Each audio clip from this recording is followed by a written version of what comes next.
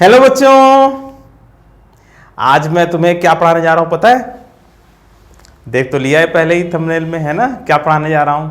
आज मैं तुम्हें कॉन्जुगेट हाइपरबोला, एसिम्प्टोट्स और रेक्टेंगुलर हाइपरबोला पढ़ाने जा रहा हूं। इसके अलावा जितनी भी चीज़ें थी वो सब मैंने पिछली क्लास में पढ़ा दिया था और आज मैं ये तीनों पार्ट्स खत्म करने जा रहा हूं। कॉन्जुगेट हाइपरबोला, एसिम्प्टोट्स और रेक्टेंगुलर हाइपरबोला। और कॉन्जुगेट हाइपरबोला की इक्वेशन कैसे निकालते हैं, एसिम्प्टोट्स कैसे निकालते हैं, अगर क्वेश्चन है मान लो एसिम्प्टोट्स दिया हुआ हो तब हाइपरबोला कैसे निकालते हैं और उसका कॉन्जुगेट हाइपरबोला कैसे, मतलब पूरा जो मिक्स प्रॉब्लम्स है ना इसके अंदर, एसिम्प्टोट्स को लेकर के, हाइपरबोला को लेकर के और कॉन्जुगेट हाइपरबोला को लेकर के, ये सारे कॉन्सेप्ट आज होने वाले हैं। ठीक है, तो बच्चों तैयार हो जाओ, स्टार्ट करते हैं इसके बचे हुए पार्ट्स। और उनमें से पहला कॉन्जुगेट हाइपरबोला। ये कॉन्जुगेट हाइपरबोला होता क्या है? अच्छा ये बताओ, तुम लोगों को मैंने पिछली क्लास में बताया था ट्रांसवर्स एक्सिस और कॉन्जुगेट एक्सिस के बारे में।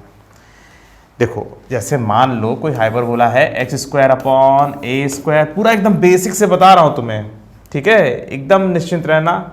अगर तुमने नहीं भी पढ़ा इसके पहले वाला लेक्चर तो भी तुम्हें समझ में आ जाएगा। अगर तुम्हें सिर्फ इतना पता है कि x² / a² - y² / b² = 1 hyperbola की इक्वेशन है। ठीक है, चलो देखते हैं। तो x² / a² - y² / b² = 1 अगर हाइपरबोला है तो इसका जो डायग्राम बनता है वो इस टाइप से बनता है। ठीक है, इतना तो आप सब भी जानते हो, कोई दिक्कत नहीं है। ठीक है, ये पॉइंट A होता है, ये A' होता है, ठीक है, और यहाँ पर एक पॉइंट B होता है और यहाँ पर एक पॉइंट B' होता है। ठीक है, ये 0, -b होता है और ये 0, b होता है। ठीक है, और इस कैपिटल A का जो कोऑर्डिनेट है ना, जो ये a, 0 है और A' जो लिखा हुआ है ये क्या है, -a, 0। ठीक है, तो ये जो एक्सिस है ना, ये जो देख रहे हो A', ठीक है, ये जो यहाँ से लेकर के यहाँ तक देख रहे हो ना, ये जो है दिख रहा है, जो A' दिख रहा है, इसको हम लोग बोलते हैं कि ये एक ऐसी लाइन है जो राइट और लेफ्ट ब्रांच, ये इसको बोलते हैं राइट ब्रांच, इसको बोलते हैं left branch of the hyperbola. ठीक है, इस वाले डायग्राम में तो राइट और लेफ्ट वाले ब्रांच को जोड़ने वाले जो मिनिमम डिस्टेंस वाली लाइन है ना, इसी को बोलते हैं हम लोग ट्रांसवर्स एक्सिस। क्या बोलते हैं हम लोग? Transverse axis. अभी पूरी बातें बताता हूं, ठीक है? बहुत आराम से चलेंगे और एकदम पक्का समझेंगे। ठीक है, देखो ये कहलाती है ट्रांसवर्स एक्सिस। ठीक है, ट्रांसवर्स एक्सिस। और यहां से लेके यहां तक इसको हम लोग ले लेते हैं इससे, इस कलर से। तो देखो यहां से लेकर के यहां तक ये जो दिख रहा है ना, ये क्या कहलाएगा? ये कॉन्जुगेट एक्सिस। यहाँ से लेके यहाँ तक का पूरा ये, और ये क्यों था, मैंने जब पिछली क्लास में मैंने आप लोगों को बताया था कि ये कॉन्जुगेट एक्सिस है, तो मैंने कहा भी था कि इसके बारे में तुम्हें मैं बाद में बताऊंगा, तो वो समय आ गया है कि मैं अब इसके बारे में बताऊं। तो ये क्या है? ये है कॉन्जुगेट एक्सिस। ठीक है, क्या है? Conjugate axis. समझ में आ रही बात? तो यहां से यहां तक की मतलब ये A' को हम लोग क्या बोलते हैं? ट्रांसवर्स एक्सिस, और B' को कॉन्जुगेट एक्सिस। तो अगर जैसे मान लीजिए कोई हाइपरबोला है इस टाइप से, ठीक है, तो ये ट्रांसवर्स एक्सिस और यहां से यहां तक ये जैसे दिख रहा है, ये जो है कॉन्जुगेट एक्सिस। हाइपरबोला मान लीजिए ऐसे दिख रहा है, तो ये ट्रांसवर्स एक्सिस। अब ये समझ लो कि ये दोनों ब्रांचों को जोड़ने वाली जो मिनिमम डिस्टेंस वाली जो लाइन होती है ना, इसी को हम लोग बोलते हैं ट्रांसवर्स एक्सिस। क्या बोलते हैं? Transverse axis. ठीक है, तो इतना आप लोगों को समझ में आना चाहिए। और एक बात और आप लोग समझ लीजिए, ये जो इक्वेशन है ना, इसमें x² / a², ये जो पहला वाला टर्म जिसके आगे प्लस है, देखो एक टर्म है इसके आगे प्लस साइन है और एक टर्म है, ये वाला जो टर्म है इसके आगे माइनस साइन है। प्लस साइन जिसके आगे है उसको देख करके आप लोग ये कह सकते हो कि एक्स एक्सिस के लॉन्ग ट्रांसवर्स एक्सिस है। ये जो पहला वाला टर्म दिख रहा हो ना, एक्स का होल स्क्वायर लिखा हुआ, देखो जिस तरह से मैं समझा रहा हूं ना, इस तरीके से तुम्हारे दिमाग में छप जाएगा। ठीक है, तो उस तरीके से समझो जैसे मैं समझा रहा हूं। x पर स्क्वायर लगा हुआ है, आगे जो है प्लस साइन, जब कुछ नहीं है तो प्लस साइन है, तो एक्स स्क्वायर, ये जो पहला टर्म है ना, इसको देख करके हम लोग कह सकते हैं कि x एक्सिस के अलोंग 2a डिस्टेंस का एक ट्रांसवर्स एक्सिस है। भाई यहां से यहां तक की दूरी कितनी है? 2a। ये यहां से लेके यहां तक जो है कितना है? यहां से लेके यहां तक है a, और भाई a डिस्टेंस, और यहां से यहां तक डिस्टेंस, डिस्टेंस की बात करेंगे तो हमेशा पॉजिटिव। तो ये भी a डिस्टेंस, ये भी a डिस्टेंस, तो यहां से लेकर के यहां तक का जो डिस्टेंस है वो 2a के बराबर है। ठीक है, तो फिलहाल हम इस पहले वाले टर्म को देख कर कह सकते हैं कि जो ट्रांसवर्स एक्सिस है वो x एक्सिस के अलोंग है, और नीचे वाले का स्क्वायर रूट लेके 2 टाइम्स कर दो। तो इस वाले का जब स्क्वायर रूट लेके 2 टाइम्स करोगे तो जाहिर सी बात है 2a डिस्टेंस का ट्रांसवर्स एक्सिस है, ट्रांसवर्स एक्सिस की जो लेंथ है वो 2a है। तो ये इससे क्या समझ में आया, अब इसके बारे में थोड़ा तो तुम जान लो। अगर मान लो कि मैं जो है इक्वेशन को ऐसे लिख दूं, y square upon b square minus x square upon a square is equal to 1, तो इससे तुम कह सकते हो ना कि ट्रांसवर्स एक्सिस की जो लेंथ है ना, वो वाई एक्सिस के अलॉन्ग, मतलब ट्रांसवर्स एक्सिस वाई एक्सिस के अलॉन्ग होगा और उसकी लेंथ 2 भी है। अगर मैंने जो बताया कि पहले वाले टर्म को देख करके कुछ हम जान लेते हैं, तो क्या जान लेते हैं? किस एक्सिस के अलॉन्ग ट्रांसवर्स एक्सिस है। तो अगर इसमें एक्स एक्सिस के अलॉन्ग ट्रांसवर्स एक्सिस है और उसकी लेंथ क्या है? 2a, तो इसको देख के पता चल जा रहा है कि y एक्सिस के अलॉन्ग ट्रांसवर्स एक्सिस है और उसकी लेंथ 2b के बराबर है। ठीक है, वैसे इन दोनों में एक बड़ा तगड़ा संबंध है। इसमें जो ट्रांसवर्स एक्सिस है उसकी लेंथ 2 है और x एक्सिस के अलॉन्ग ट्रांसवर्स एक्सिस है, इसमें y एक्सिस के अलॉन्ग ट्रांसवर्स एक्सिस है पर उसकी लेंथ 2 भी है। ये देखो यहां से लेके यहां तक की ये जो डिस्टेंस है ये 2b के बराबर है। पहले वाले हाइपरबोला में 2a लेंथ का ट्रांसवर्स एक्सिस था और 2b लेंथ का कॉन्जुगेट एक्सिस। इस वाले में देखो उल्टा हो गया, y एक्सिस के अलॉन्ग, अभी पूरा समझाता हूं इसके बाद, पूरा लिख करके अच्छे से, पहले तुम लोग इसको समझ लो। और इसमें y एक्सिस के अलॉन्ग ट्रांसवर्स एक्सिस है, उसकी लेंथ 2b है, और ये जो बाद वाला टर्म है उसको देख करके कॉन्जुगेट एक्सिस किस डायरेक्शन में है, मतलब किस एक्सिस के अलॉन्ग है, ये पता लगा लेते हैं। ये जो माइनस साइन के साथ लगा हुआ है ना सेकेंड वाला टर्म, इसमें हम इसको देख के कह सकते हैं कि y एक्सिस के अलॉन्ग कॉन्जुगेट एक्सिस है, उसकी लेंथ 2b के बराबर है। नीचे वाले का स्क्वायर रूट लेके 2 टाइम्स करना पड़ता है। ठीक है, तो y एक्सिस, ये इसको देख के कैसे आप लोग समझोगे? x एक्सिस के अलॉन्ग ट्रांसवर्स एक्सिस है और उस ट्रांसवर्स एक्सिस की जो लेंथ है वो 2a के बराबर है, इसका स्क्वायर रूट लेके दुगना, और कॉन्जुगेट एक्सिस y एक्सिस के अलॉन्ग है, इसको देखो ध्यान से, कॉन्जुगेट एक्सिस y एक्सिस के अलॉन्ग है। अभी इसका डिफिनीशन भी लिख पाता हूँ। ठीक है, कॉन्जुगेट एक्सिस, जो डिफिनीशन किसका? कॉन्जुगेट हाइपरबोला का। ठीक है, और इस सेकेंड वाले टर्म को देख क्या पता चलता है कि कॉन्जुगेट एक्सिस y एक्सिस के अलॉन्ग है और उसकी लेंथ जो है वो 2b के बराबर है। ठीक है, इसको देख के क्या पता चल रहा है? इसको देख के पता चल रहा है कि ट्रांसवर्स एक्सिस y एक्सिस के अलॉन्ग है, उसकी लेंथ 2b है।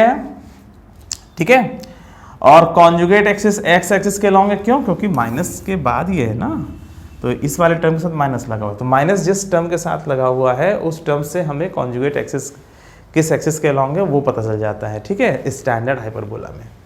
तो कॉन्जुगेट एक्सिस x एक्सिस के अलॉन्ग है और उसकी लेंथ 2a के बराबर है। ठीक है, हाँ, तो इसमें ट्रांसवर्स एक्सिस की लेंथ 2a के बराबर है और इसमें कॉन्जुगेट एक्सिस की लेंथ 2a के बराबर है। तो सब उल्टा पुल्टा हो रहा है, देखो ध्यान से, इसमें और इसमें सब उल्टा पुल्टा हो जा रहा है। इसमें ट्रांसवर्स एक्सिस की लेंथ जो थी वही उसमें कॉन्जुगेट एक्सिस की लेंथ है, इसमें जो ट्रांसवर्स एक्सिस की लेंथ थी वो इसमें कॉन्जुगेट एक्सिस की लेंथ है। अरे देखो ना, x एक्सिस के along 2a distance, 2a length का इसमें ट्रांसवर्स एक्सिस था, और इसमें देखो x एक्सिस के अलॉन्ग 2a लेंथ का जो है कॉन्जुगेट एक्सिस है। ठीक है, इसमें x एक्सिस के अलॉन्ग ट्रांसवर्स एक्सिस, इसमें x एक्सिस के अलॉन्ग कॉन्जुगेट एक्सिस। तो ये जो पहला दूसरा टर्म है इसको देख करके हम लोग ट्रांसवर्स और कॉन्जुगेट एक्सिस के बारे में तुरंत आइडिया लगा लेते हैं, और इसी का मैं फायदा अभी लेने वाला हूं। ठीक है, तो सबसे पहले आप डेफिनेशन इसकी पढ़िए। Two hyperbolas are said to be conjugate of each other if their transverse and conjugate axes are interchanged. यही तो समझाने के लिए मैं कर रहा था ये सब। तुम्हारे दिमाग को घेरना पड़ता है पहले, और भाई कोई भी चीज़ पढ़ाने के पहले तुम्हारे दिमाग में जो कन्फ्यूजन्स है ना, उन सबको समेटना पड़ता है, सबको पकड़ना पड़ता है। तुम इधर से भी कन्फ्यूज हो, उधर से भी कन्फ्यूज हो, उधर से भी कन्फ्यूज हो। तो टीचर की जिम्मेदारी है कि तुम्हारे कन्फ्यूजन को समझे और तुम्हें ऐसी बात बताए और ऐसी चीज़ कराए जिससे तुम्हारा कन्फ्यूजन दूर हो जाए। तो मैंने इसके पहले जो बताया कि अगर जो है x square upon a square minus y square upon b square बराबर 1 लिखा हुआ है, तो इसका मतलब ये हुआ कि एक्स एक्सिस के लॉन्ग ट्रांसवर्स एक्सिस है और वाई एक्सिस के लॉन्ग कॉन्जुगेट एक्सिस है। कॉन्जुगेट एक्सिस की लेंथ 2b है और ट्रांसवर्स एक्सिस की जो लेंथ है वो 2a के बराबर है, ठीक है। और अगर मैं इसको ऐसे लिखता हूं y square upon b square minus x square upon a square is equal to 1, तो इससे क्या पता चलता है, वाई एक्सिस के अलॉन्ग ट्रांसवर्स एक्सिस हो गया और उसकी लेंथ 2b के बराबर है, और एक्स एक्सिस के अलॉन्ग जो है कॉन्जुगेट एक्सिस हो गया, उसकी लेंथ 2a के बराबर है, ठीक है। समझ में आ रही बात, एक्स एक्सिस के अलॉन्ग कॉन्जुगेट एक्सिस। अगर मैं इन दोनों का डायग्राम बनाऊंगा, पहले देखो डेफिनेशन को अभी मैं इससे फिर से कोरिलेट करूंगा, ठीक है। तो देखो इसको मैं थोड़ा सा ऊपर कर दूं, इसका जो डायग्राम बनेगा वो ऐसा बनता है, ध्यान दो, ऐसा, ठीक है, हाँ। और इसमें ये जो है ए है, ये ए डैश है, यहाँ से लेकर के यहाँ तक ये जो लेंथ है वो ट्रांसवर्स एक्सिस की लेंथ है, और यहाँ पर ये बी है और इसका जो कोऑर्डिनेट है बी का 0, बी है और बी डैश ये है बी डैश और ये 0, -b है, ठीक है। कोई दिक्कत नहीं थी इसमें। अच्छा, इसका डायग्राम कैसा बनेगा, बस अगर ये तुम जान लिए ना तो आज मेरा बहुत बड़ा काम हो गया। अगर तुम इसको समझ के दिखा दो, तुमसे अच्छा कोई नहीं है। अब देखो इस वाले में देखो, ये हो गए, ये तो b है ही है 0, b, ठीक है, और ये b डैश 0, -b, और यहाँ पर ये a है a, 0, और यहाँ पर ये a डैश है -a, 0। इसका जो डायग्राम है, इसका डायग्राम देखो, इसका जो डायग्राम है वो ये है, इसका जो डायग्राम है वो ये है। अब इन दोनों को समझो ध्यान से, कोई जल्दी नहीं है आगे बढ़ने की आज, ठीक है, बहुत आराम समझो। इसमें देखो एक्स एक्सिस के लॉन्ग ट्रांसवर्स एक्सिस, ठीक है। इसमें देखो एक्स एक्सिस के अलॉन्ग ट्रांसवर्स एक्सिस, ठीक है, और वाई एक्सिस के लॉन्ग कॉन्जुगेट एक्सिस। समझ में आ रही बात, ठीक है। तो एक्स एक्सिस के लॉन्ग ट्रांसवर्स एक्सिस और वाई एक्सिस के long conjugate axis. Transverse axis की लेंथ 2a, कॉन्जुगेट एक्सिस की लेंथ 2b, ठीक है। उसमें देखो क्या हो रहा है, इसमें ट्रांसवर्स एक्सिस की लेंथ 2b है और वाई एक्सिस के लॉन्ग है। देखो वाई एक्सिस के लॉन्ग 2b लेंथ का ट्रांसवर्स एक्सिस है। मैंने अभी आप थोड़ी देर पहले बताया था कि अगर इस तरह से हाइपरबोला है तो ये जो मिनिमम डिस्टेंस वाली जो लाइन होती है ना, इसको ट्रांसवर्स एक्सिस कहते हैं, ठीक है। तो यहां पर वाई एक्सिस के लॉन्ग 2b लेंथ का ट्रांसवर्स एक्सिस है और एक्स एक्सिस के लॉन्ग कॉन्जुगेट एक्सिस है। तो आखिर इन दोनों में अंतर क्या पड़ा, इसमें जो ट्रांसवर्स एक्सिस था, इसमें जो ट्रांसवर्स एक्सिस था वो इसमें कॉन्जुगेट एक्सिस बन गया। और देख लो ना, डायग्राम बनाने के लिए x बराबर 0 करो तो y बराबर ±b आ जाएगा, ठीक है। सब कुछ कर सकते हो इसमें, अगर x की वैल्यू बदलते जाओ, y की वैल्यू मिलती जाएगी, तुम डायग्राम बनाते जाओ, ऐसे ही बनेगा। मगर इसका जो पहला वाला टर्म है ना, इसको देख करके कुछ कुछ तुम्हें होना चाहिए। तुम लोग कुछ कुछ होता है इसको देख के, होना चाहिए पहला वाला टर्म देख करके। एक्स एक्सिस के लॉन्ग 2a लेंथ का ट्रांसवर्स एक्सिस, वाई एक्सिस के लॉन्ग 2b लेंथ का कॉन्जुगेट एक्सिस, ठीक है। तो ये चक्कर इसमें चल गया है, ठीक है। इसको थोड़ा सा और साफ कर दिया जाए। तो ये दोनों, अब देखो, two hyperbolas are said to be conjugate of each other if their transverse and conjugate axis are interchanged. Transverse और कॉन्जुगेट एक्सिस अगर आपस में बदल जाएं तो हाइपरबोला जो है ना, जो दो हाइपरबोला, पहले एक हाइपरबोला दिया रहेगा, ठीक है, और सब कॉन्जुगेट हाइपरबोला निकालना होगा। तो इसका मतलब ये हुआ, कुछ ऐसा कर दो कि पहले वाले हाइपरबोला का जो ट्रांसवर्स एक्सिस है वो दूसरे वाले का कॉन्जुगेट एक्सिस हो जाए। पहले वाले का जो ट्रांसवर्स एक्सिस है वो दूसरे वाले का कॉन्जुगेट एक्सिस हो जाए, और पहले वाले का जो कॉन्जुगेट एक्सिस है वो दूसरे वाले का ट्रांसवर्स एक्सिस हो जाए। ये जो चीज़ है ना, मैंने एक्सपीरियंस किया है इसको बच्चों को पढ़ाते समय, है ना, इतने लंबे टाइम में, कि अगर बच्चों को ऐसे समझाया जाता है तुरंत उनके दिमाग में ये बैठ जाता है, फिर बहुत दिन तक याद रहेगा, हमेशा याद रहेगा। हल्का सा भी रिवाइज कर लोगे तुम्हें याद आ जाएगा कि ये क्या सर ने बताया था। तो ये जो मैंने सारी कहानी चेंज की ना, ये पहला वाला जो टर्म है ना, इससे मैंने कहानी चेंज कर दी। ये जो पहला वाला टर्म है इसको देख करके सारी कहानी बदल जाती है, और ये जो टॉपिक है ना एकदम हमारा टॉपिक बन जाता है, आसान टॉपिक बन जाता है। ठीक है, तो यहाँ तक। अब इसी के आगे जो इसमें गुणागणित है वो समझा देता हूँ। वैसे 90% काम हो गया है, और जो क्वेश्चंस वगैरह आते हैं ना, जैसे देखो इसमें जो क्वेश्चंस बनेंगे कैसे बनेंगे मैं पहले ही तुम्हें एडवांस में बता दे रहा हूँ। अब देखो जैसे इसमें बन गया क्वेश्चन इस तरीके से, find the equation of hyperbola whose asymptotes are this and this. चलो एसिम्पटोट्स तो अभी नहीं पढ़े हो, ये वाला देखो, find the pair of asymptotes and also the conjugate hyperbola with respect to the hyperbola this. ये एक हाइपरबोला है, इसका कॉन्जुगेट हाइपरबोला। अभी एसिम्पटोट्स क्या होता है इसका टेंशन मत लो अभी, ठीक है। एसिम्पटोट्स क्या होता है अभी ये तो समझाना है ना, मुझे समझाऊंगा तब ना समझ में आएगा, ऐसे थोड़ी ना समझ में आ जाए। जादू है क्या कि समझ में आ जाएगा बिना समझाए, है ना। तो या तो तुम अपनी तरफ से पढ़े हो पहले से ही तब तुम्हें समझ में आ जाएगा, नहीं तो मैं समझा रहा हूं समझ में आ जाएगा। फिलहाल इस क्वेश्चन का जो एक पार्ट है ना कि ये एक हाइपरबोला दिया हुआ है, इसका कॉन्जुगेट हाइपरबोला निकालो। आप जो पढ़ रहे हो वो तो ये पढ़ रहे हो एक्स स्क्वायर अपॉन ए, मतलब समझाना शुरू यहां से कर रहा हूं आपको। मैंने यहां से शुरू किया हुआ है और इससे समझाना शुरू कर रहा हूं क्या होता है इसमें, और फिर मैं एक जनरल हाइपरबोला के लिए वही सारे काम करा डालूंगा और तुम्हें सारी बातें समझ में आ जाएंगी। देखो क्वेश्चन एग्जाम में जो आएगा वो इस टाइप से आएगा, ध्यान रहे, ठीक है। इस तरह से हाइपरबोला दे दिया जाएगा और आपसे कहा जाएगा कि इसका कॉन्जुगेट हाइपरबोला निकालो, और कुछ एसिम्पटोट्स का भी कॉन्सेप्ट है उसके लिए भी, ठीक है। तो अब मैं जब कॉन्जुगेट हाइपरबोला और जब तुम्हें एसिम्पटोट्स पढ़ा चुका रहूंगा तो दोनों को मिलाकर कैसे क्वेश्चन सॉल्व करते हैं वो सब मैं आज बताने वाला हूं, ठीक है। तो बहुत पेशेंस के साथ इसको पढ़ो, बहुत मजा आ रहा है। तो two hyperbolas are said to be the conjugate hyperbola of each other. Two hyperbolas are said to be conjugate of each other if their transverse and conjugate axes are interchanged, ठीक है। तो इन दोनों के जो है कॉन्जुगेट और transverse axis आपस में बदल जाते हैं। और एक बात और जान लो तुम लोग, इसमें जो है ये दोनों एक दूसरे के कॉन्जुगेट हैं, इसका कॉन्जुगेट वो है और इसका कॉन्जुगेट ये। इसमें एक चीज़ और ध्यान रखिएगा आप लोग, इसमें जो है देखो इसमें बी स्क्वायर बराबर a square into E1 square minus 1 होता है फार्मूला, ए और बी में जो रिलेशन होता है। भाई ये चीज़ तो हम पढ़ चुके हैं ना कि इसमें जो है ए और बी में क्या रिलेशन होता है। तो बी स्क्वायर बराबर a square into E1 square minus 1, और इसमें क्या होता है ए स्क्वायर बराबर b square into E2 square minus 1। समझ में आ रही बात। तो ये जो है आप लोगों को याद होना चाहिए, जल्दी से इसको याद कर लो। देखो जो हाइपरबोला ओरिजिनल वाला है ना उसके लिए बी स्क्वायर बराबर a square into E1 square minus 1, और इसका जो है ए स्क्वायर बराबर b square into E2 square minus 1। इन दोनों हाइपरबोलास की जो इसेंट्रिसिटी है ना वो बदल जाती है।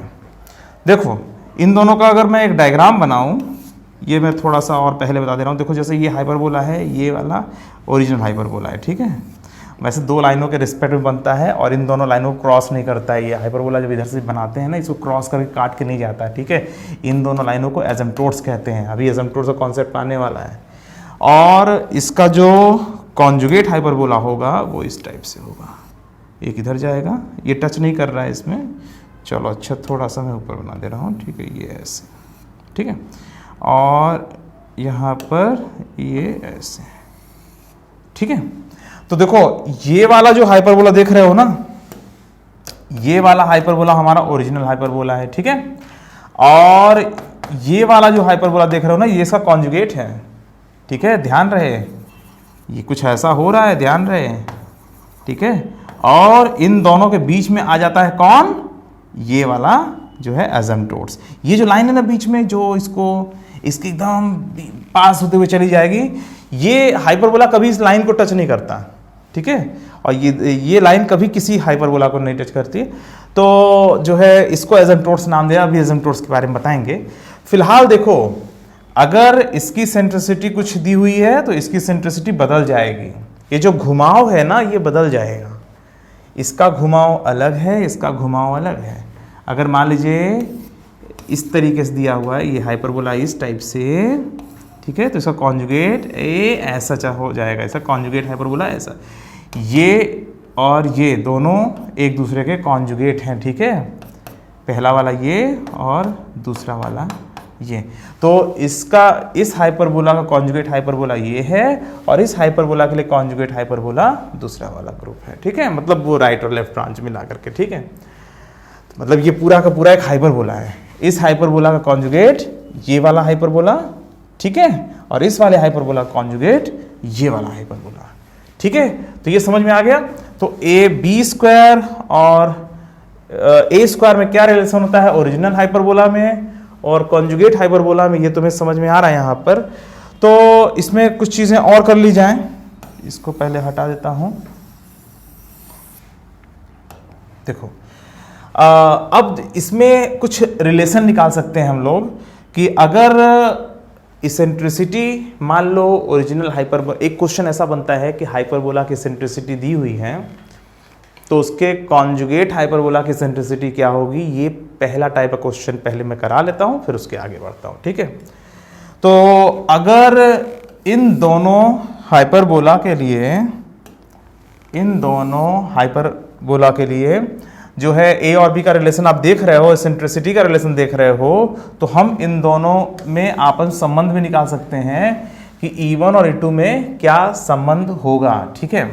तो अगर मैं इन दोनों को आपस में मल्टीप्लाई कर दूं, ठीक है, तो क्या आएगा, यहां पर आएगा, देखो मैं लेफ्ट लेफ्ट को मल्टीप्लाई कर दे रहा हूं, बी स्क्वायर ए स्क्वायर बराबर a square b square E1 square minus 1। मैं यहां पर संबंध निकाल रहा हूं कि आखिर हाइपरबोला और उससे कॉन्जुगेट हाइपरबोला के इसेंट्रिसिटी में क्या रिलेशन होता है, ठीक है। इन दोनों के इसेंट्रिसिटीज में रिलेशन अगर आ जाए तो हमारा एक क्वेश्चन बनेगा भाई, है ना। चलो स्टार्ट करते हैं इसके। तो अगर हमें E1 और E2 में संबंध निकालना है तो हम क्या करेंगे, हम इसको और इसको देखेंगे, ठीक है। ये ओरिजिनल हाइपरबोला में ए और बी में संबंध और ये कॉन्जुगेट हाइपरबोला में ए और बी में संबंध। हम इन दोनों का यूज ऐसे कर सकते हैं, लेफ्ट लेफ्ट पार्ट मल्टीप्लाई कर दिया, राइट राइट पार्ट मल्टीप्लाई कर दिया, इस तरह से आ गया और ये कट गया। 1 बराबर E1 स्क्वायर माइनस 1 और E2 स्क्वायर माइनस 1, ठीक है। अब यहाँ पे क्या आएगा, E1 square E2 square minus E1 square minus E2 square plus 1। अब 1 1 भी कट गया और इसके बाद आ गया क्या, इसके बाद आया E1 square plus E2 square बराबर E1 स्क्वायर E2 स्क्वायर और यहाँ से इसको डिवाइड कर देने से आएगा 1 upon E2 square plus 1 upon E1 square is equal to 1। तो ये संबंध आप लोग याद रखिएगा, ठीक है। अगर मान लीजिए हाइपरबोला की इसेंट्रिसिटी कुछ दी हुई है तो उसे कॉन्जुगेट हाइपरबोला की इसेंट्रिसिटी इस फार्मूले से आ जाएगा। समझ में आ रही बात। तो अगर मैं इसको फिर से तुम्हें रिपीट कर दूं, देखो इसमें हो क्या रहा है। देखो पहले तो डेफिनेशन हो गया कि two hyperbolas are said to be conjugate of each other if their transverse and conjugate axis are interchanged. तो ये ओरिजिनल हाइपरबोला है जिसमें ए और बी में ये संबंध है और ये वाला कॉन्जुगेट हाइपरबोला है जिसमें ए और बी में ये संबंध है, ठीक है। और हमने क्या किया, इसकी जो सेंट्रिसिटी है पहले वाले की E1 है, दूसरे वाले की सेंट्रिसिटी E2 है। तो E1 और E2 में मुझे संबंध निकालना था, तो यहाँ पर बी स्क्वायर बराबर a square into E1 square minus 1 होता है और ये ए स्क्वायर बराबर b square into E2 square minus 1। और जब ये दोनों पता ही है तो E1 E2 का संबंध निकालना कोई कौन सी बड़ी बात है। अगर जैसे मान लीजिए कोई कह दे कि मान लीजिए किसी हाइपरबोला, चलो यहाँ पे क्वेश्चन ले लेते हैं, if the eccentricity of a hyperbola is मान लीजिए 2, ठीक है, then find the eccentricity of its conjugate hyperbola, ठीक है। चलो एक क्वेश्चन यहाँ पे लिख देता हूँ, ठीक है। तो अब इसमें क्या करोगे, E1 बराबर क्या दिया हुआ है 2, E2 आपको निकालना है, तो क्या करोगे 1/E1 square plus 1/E2 square बराबर 1, तो 1/4 प्लस 1/E2 स्क्वायर बराबर 1, 1/E2 स्क्वायर बराबर कितना 1 - 1/4 और ये हो जाएगा 3/4, ठीक है। और यहाँ से आ जाएगा E2 स्क्वायर बराबर 4/3 या E2 बराबर 2/√3, ये दूसरे वाले हाइपरबोला की सेंट्रिसिटी हो गई, ठीक है। तो इस तरह का एक क्वेश्चन बन सकता है कि अगर हाइपरबोला की सेंट्रिसिटी दी हुई है तो बिना कोई डायग्राम बनाए हुए, बिना कुछ सोचे, बस आप एक ये फार्मूला सोच लेना, ये वाला, ठीक है। ये अगर आपको याद रहेगा तो अगर आपको E1 पता है तो आप बड़े आसानी से E2 निकाल लोगे, ठीक है। E2 पता है तो E1 निकाल लोगे, ठीक है। तो ओरिजिनल हाइपरबोला और उसे कॉन्जुगेट हाइपरबोला की एसेंट्रिसिटी में क्या संबंध होता है, 1/E1 square plus 1/E2 square equal to 1, ठीक है। तो चलो अब इसके बाद तुम्हें एक और बड़ी इंपॉर्टेंट बात मैं तुम्हें बताता हूं।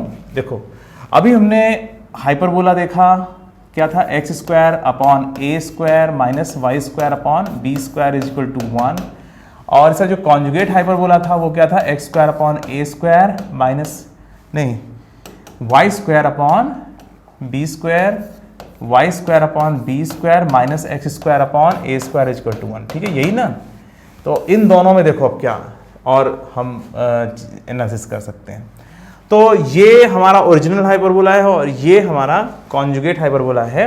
अगर हम इसको लिखना चाहें तो हम लिख सकते हैं x square upon a square minus y square upon b square is equal to -1। ध्यान दो, ओरिजिनल हाइपरबोला, ठीक है, इसको ऐसे लिखा गया है। कॉन्जुगेट को तुम चाहे ऐसे लिखो चाहे ऐसे लिखो, कोई फर्क नहीं पड़ता, ठीक है। ये वाला हाइपरबोला, ठीक है, और ये कॉन्जुगेट हाइपरबोला, ठीक है। इसमें दोनों को तुम जरा ध्यान से देखो तो तुम्हें पता चलेगा, तुम्हें दिख रहा है कि सिर्फ 1 की जगह पर आपने -1 कर दिया, ठीक है, और ये जो बदल गया कॉन्जुगेट हाइपरबोला में। तो सिर्फ एक कांस्टेंट का हेर फेर समझना है इस चैप्टर में। समझ में आ रही बात? अरे भाई तुमको मैंने बताया कि ये कॉन्जुगेट हाइपरबोला है, तो तुम इसको ऐसे भी तो लिख सकते हो। और तुम देखो राइट में जहां पे 1 लिखा था वहां पे -1 कर दिया, हो गया। तुम या तो पूरे इतने लेफ्ट वाले पार्ट को अलग पलट दो या तो राइट में जो लिखा हुआ उसको पलट दो यार, बात तो एक ही हुई ना। समझ में आ रहा है? तो ये हाइपरबोला है, ये कॉन्जुगेट हाइपरबोला है। या तो हम इसको फिर जो है ऐसा लिखने की कोशिश करेंगे अगर, तो इक्वल के राइट में -1 हो जाएगा, ठीक है। तो इसका मतलब ये हुआ कि अगर तुम्हारे सामने कभी हाइपरबोला ऐसे आ जाए x square upon a square minus y square upon b square equal to 1, तो इसका कॉन्जुगेट हाइपरबोला आपको बताना हो तो x square upon a square minus y square upon b square equal to -1 कर देना, ठीक है। ये क्या है, कॉन्जुगेट हाइपरबोला, ठीक है, ये कॉन्जुगेट हाइपरबोला और ये हाइपरबोला, ठीक है। इसके लिए b स्क्वायर बराबर a square into E1 square -1 लिखना, ठीक है। और इसके लिए क्या लिखोगे, a स्क्वायर बराबर b square into E2 square -1। समझ में आ रही बात? ये आपको याद रहना चाहिए, ठीक है। इसमें थोड़ा सा ठीक कर दे। तो जो है अगर आपके सामने हाइपरबोला दिया हुआ है, ठीक है, तो आप सिर्फ 1 की जगह पर -1 लिख दो, ये उसका कॉन्जुगेट हाइपरबोला बन जाता है और फार्मूला ऐसे बदल जाता है, ठीक है। और E1 E2 में जहां तक संबंध की बात है तो हमने ये तो देख ही लिया था, 1/E1 square plus 1/E2 square बराबर 1, ठीक है। ये इनकी सेंट्रिसिटी में संबंध है, ठीक है। तो इतना समझ में आ गया कि नहीं आप लोगों को कि अगर जो कांस्टेंट लिखा हुआ है उसमें कुछ इधर कर दिया जाए तो कॉन्जुगेट हाइपरबोला हमें मिल जाता है, ठीक है। तो अभी मैं तुम्हें इसके बाद बताने जा रहा हूं कि एसिम्प्टोट से इसका क्या संबंध है, ठीक है। तो पहले मैंने तुम्हें हाइपरबोला बताया और देखो इसका जो डायग्राम बनता है वो इस टाइप से बनता है, ठीक है, और इसका जो डायग्राम बनता है वो इस टाइप से बनता है। थोड़ा सा इस चीज को जरूर ध्यान रखिएगा, ठीक है। इसको थोड़ा ऊपर कर दें, ठीक है। तो इसका जो डायग्राम है पहले वाले का इस टाइप से बनेगा और दूसरे वाले का इस टाइप से बनेगा, ठीक है। इसमें जो ट्रांसवर्स एक्सिस है वो 2a लेंथ की है, इसमें जो ट्रांसवर्स एक्सिस है वो 2b लेंथ की है, ठीक है। और इसमें जो पहले ये जो है कॉन्जुगेट एक्सिस था, इसमें जो है जो कॉन्जुगेट एक्सिस था पहले वाले में, जो कॉन्जुगेट एक्सिस 2b लेंथ का था, इसमें ट्रांसवर्स एक्सिस 2b लेंथ का हो गया, ठीक है। तो ये सब चीज़ें मैंने आप लोगों को बता रखी, तो हो गया, समझ में आ गया। बस 1 की जगह -1 करने पर हाइपरबोला का कॉन्जुगेट हाइपरबोला आ गया, ठीक है। इतना समझ में आ गया। अब मैं तुम्हें पढ़ाऊंगा इसके बाद, मतलब इसके बाद बताने जा रहा हूं एसिम्प्टोट्स, और फिर एसिम्प्टोट्स और कॉन्जुगेट हाइपरबोला को उस हाइपरबोला से कोरिलेट करेंगे और फिर से ढेर सारे क्वेश्चन सॉल्व करेंगे। मतलब वो दोनों क्वेश्चन जो बहुत बेसिक क्वेश्चन है कि अगर हाइपरबोला दिया हुआ है तो कॉन्जुगेट हाइपरबोला कैसे निकालते हैं, और एसिम्प्टोट्स दिया हुआ है तो कैसे हाइपरबोला और उसका जो है कॉन्जुगेट हाइपरबोला निकालते हैं। तो अब आता है एसिम्प्टोट्स। तो पहला वाला समझ में आ गया ना, हाइपरबोला और उसका कॉन्जुगेट हाइपरबोला में क्या जो है चेंजिंग होती है। अब देखो एसिम्प्टोट्स। तो एसिम्प्टोट्स का पहली बात तो डेफिनेशन क्या है ये तुम्हें समझना चाहिए। एक ऐसी लाइन जो किसी कर्व को इनफाइनाइट पे टच करने की टेंडेंसी रखे। देखो जैसे मान लीजिए कि हमारे पास ये e पावर x का ग्राफ है, जैसे मान लीजिए y बराबर e पावर x का डायग्राम से बनता है ना, y बराबर e पावर x का ऐसा बनता है। ये जो x एक्सिस देख रहे हो ना, ये एसिम्प्टोट्स है,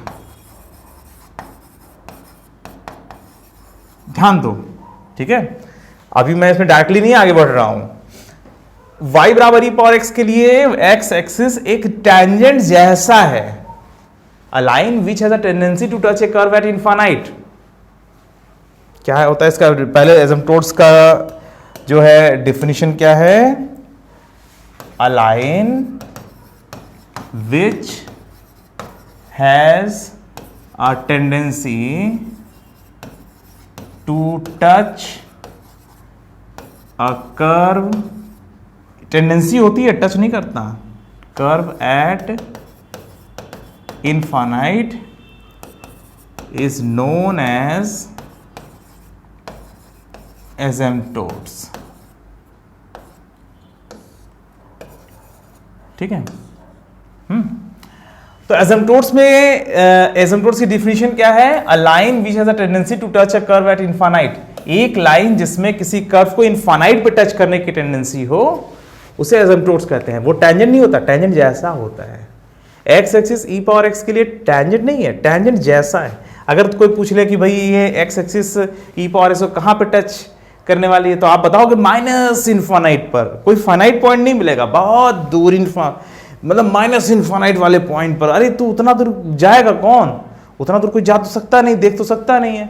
तो अगर इनफाइनाइट पे टच करने की टेंडेंसी दिखाई दे रही हो, तो जिस लाइन के साथ ऐसा होता है कर्व का, तो उस लाइन को एसिम्प्टोट्स कहते हैं। अब देखो जैसे मैं अगर log x को बनाऊं, तो log x का डायग्राम जैसे ये है, ln x, ठीक है, log x बेस ही। तो log x का डायग्राम ये है, तुम ध्यान दो, ये जो कर्व है उसके लिए y एक्सिस ना एसिम्प्टोट जैसा है। ये क्या है, एसिम्प्टोट्स, ठीक है। तो एक लाइन में टेंडेंसी है कि y बराबर log x को टच करे, y एक्सिस में एक टेंडेंसी है, टच नहीं हो रहा है, टेंडेंसी है, ये दोनों पास चलते गए पर कभी टच नहीं हुआ, ठीक है।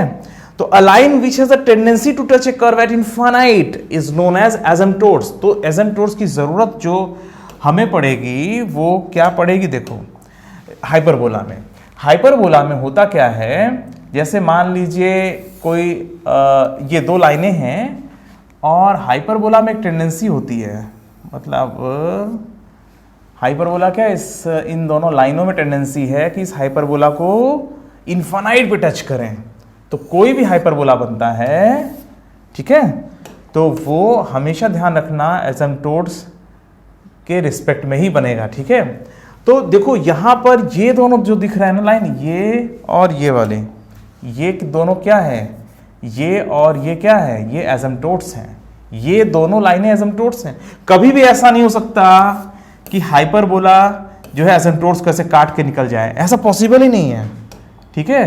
तो हाइपरबोला में मतलब किसी भी हाइपरबोला में दो ऐसी लाइनें एग्जिस्ट करती हैं जो उस हाइपरबोला को इनफाइनाइट पे टच करे, उन्हीं दोनों लाइनों को हम एसिम्पटोट्स कहते हैं। कोई भी हाइपरबोला बना लो, ऐसे बना लो, तो तुम पाओगे ये इस तरीके से यहाँ पे दो लाइनें एग्जिस्ट कर रही हैं ऐसे करके, ठीक है। ये डायग्राम थोड़ा गलत बना है, जैसे ये है ना, ये हाइपरबोला इस तरीके से जाता है, ठीक है, और यहाँ पर ये इस टाइप से। तो ये जो लाइनें हैं ना, ये टच तो नहीं करती हैं, पर इनमें टेंडेंसी आ जाती है कि इसको इनफाइनाइट पे टच करे। अब कह दिया इनफाइनाइट पे टच करे, मतलब टैंजेंट नहीं है, टैंजेंट होता तो फाइनाइट पॉइंट पर टच होता। कोई लाइन अगर किसी कर्व को किसी फाइनाइट पॉइंट पर टच करे, जिसको हम निकाल सकते हो, जिसको हम जान सकते हैं, जिस पॉइंट को लिख सकते हैं, जिस पॉइंट को, है ना, फाइनाइट पॉइंट, जिसमें एक्स और वाई की वैल्यू फाइनाइट हो, तो ऐसी लाइन जो किसी कर्व को फाइनाइट पॉइंट पे टच करे, उस लाइन को हम टैंजेंट कहते हैं। पर कोई फाइनाइट पॉइंट नहीं आ रहा है, ये दोनों पैर मतलब एकदम पास पास आते चलते चले जा रहे हैं, तो ये लाइन एसिम्पटोट्स कहलाएगी, ना कि टैंजेंट, ठीक है। तो इन दोनों की इक्वेशन कैसे निकालें हम, तो बस यही तो आपको सीखना है, ये तो मैं सिखाने जा रहा हूं तुम्हें। तो देखो इसमें अब हम इसको कैसे सॉल्व करें, इन दोनों एसिम्पटोट्स को कैसे निकालें, तो समझ में आ गया ना। अलाइन, यहां पर दो एसिम्पटोट्स हैं, a line which has a tendency to touch a curve at infinite is known as asymptotes of the curve, asymptote of the curve, ठीक है। अगर एक लाइन है तो asymptote और एक से अधिक है तो asymptotes, ठीक है। तो अब इस asymptotes की इक्वेशन निकाली कैसे जाए, पॉइंट तो पता ही नहीं है कि भाई किस पॉइंट पे टच हो रहा है, पता ही नहीं क्या है, इनफाइनाइट पर है, तो कैसे निकालेंगे हम इस लाइन की इक्वेशन, कैसे निकालेंगे।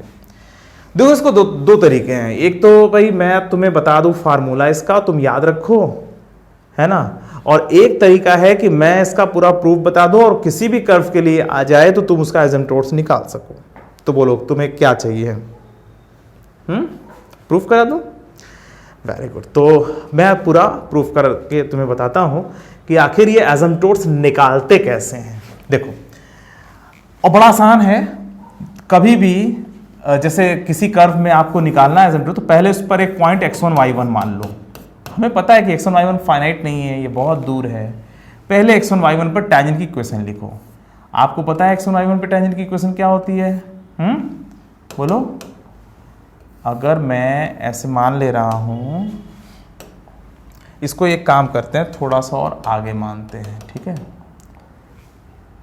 देखो ये यहां पे ले रहा हूं, ठीक है, यहां पर एक टैंजेंट मैं खींच रहा हूं और अभी मैं इसको थोड़ा आगे बढ़ाऊंगा, ठीक है। तो यहाँ पर हमने जो है एक पॉइंट ले लिया और मैं अब कैसे निकालते हैं एसिम्पटोट्स को मैं ये बताने जा रहा हूँ, ठीक है। ये x1 y1, ठीक है, साफ अच्छे से लिख दे रहा हूँ। तो पहले क्या करना होता है एसिम्पटोट्स निकालने के लिए, कर्व पर एक पॉइंट मान लो x1 y1 और फिर x1 y1 को बढ़ाते जाओ बढ़ाते जाओ बढ़ाते जाओ बढ़ाते जाओ, या तो x1 को बढ़ाते जाओ या तो y1 को बढ़ाते जाओ, ठीक है। तो x1 y1 में से किसी एक को पकड़ के बढ़ाते जाओगे तो आपको जो है एसिम्पटोट्स की इक्वेशन मिलने लगेगी। तो ये कैसे होता है बताता हूं। देखो यहां पर x² minus y² is equal to 1 hyperbola की इक्वेशन है, और जो है इस पर जो है x1 y1 पे जो टैंजेंट की इक्वेशन है वो है x(x1)(a² minus y(y1)(b² is equal to 1। इसको मैं वैल्यू दे रहा हूँ y1/b² इज इक्वल टू 1, ठीक है। तो टैंजेंट की इक्वेशन क्या है x1 y1 पे, x(x1)(a² minus y(y1)(b² is equal to 1, ठीक है। इसको मैं यहां लिख दे रहा हूं, ठीक है। तो अब देखो यहां पर टैंजेंट की इक्वेशन ये है, और अब मैं तुमसे कह रहा हूं कि x1 और y1 को इनफाइनाइट पर ले जाओ। भाई इन दोनों को मैं कह रहा हूं कि आप इन दोनों की जो वैल्यूज हैं वो इनफाइनाइट पर ले जाओ। ये पॉसिबल नहीं है करना तुम्हारे लिए। भाई देखो x1 y1 पे टैंजेंट की इक्वेशन ये है और तुमसे मैं कह रहा हूं कि x1 y1 को बढ़ाते जाओ बढ़ाते जाओ बढ़ाते जाओ, पॉसिबल है नहीं है ना। लिमिट लगा दोगे x1 tending to infinite, y1 tending to infinite, फंस जाओगे। मगर किसी कर्व के लिए जब तुम्हें एसिम्पटोट्स निकालना हो तो पहले x1 y1 के फॉर्म में टैंजेंट की इक्वेशन लिखो और फिर y1 को x1 के फॉर्म में लिख दो। अब ये कैसे होगा, देखो आपको पता है कि x1² x1 square upon a square minus y1 square upon b square equal to 1 तो कंफर्म है। अरे भाई x1 y1 on the hyperbola है ना, तो पक्की बात है ये तो सेटिस्फाई करेगा ही करेगा। x1 y1 जब हाइपरबोला के ऊपर है तो x1 y1 हाइपरबोला को सेटिस्फाई करेगा। तो यहां से पहले y1 की वैल्यू निकाल लो, तो y1 square upon b square बराबर x1 square upon a square minus 1 या y1 बराबर plus minus b upon a under root x1 square minus a square, ये आ जाएगा। पहला काम ये कर लो, ठीक है। देखो मैंने क्या किया, टैंजेंट की इक्वेशन पहले लिखी, ठीक है। टैंजेंट की इक्वेशन लिखने के बाद x1 y1 पे टैंजेंट की इक्वेशन लिखने के बाद y1 को x1 के फॉर्म में लिखा कर्व की सहायता लेकर के,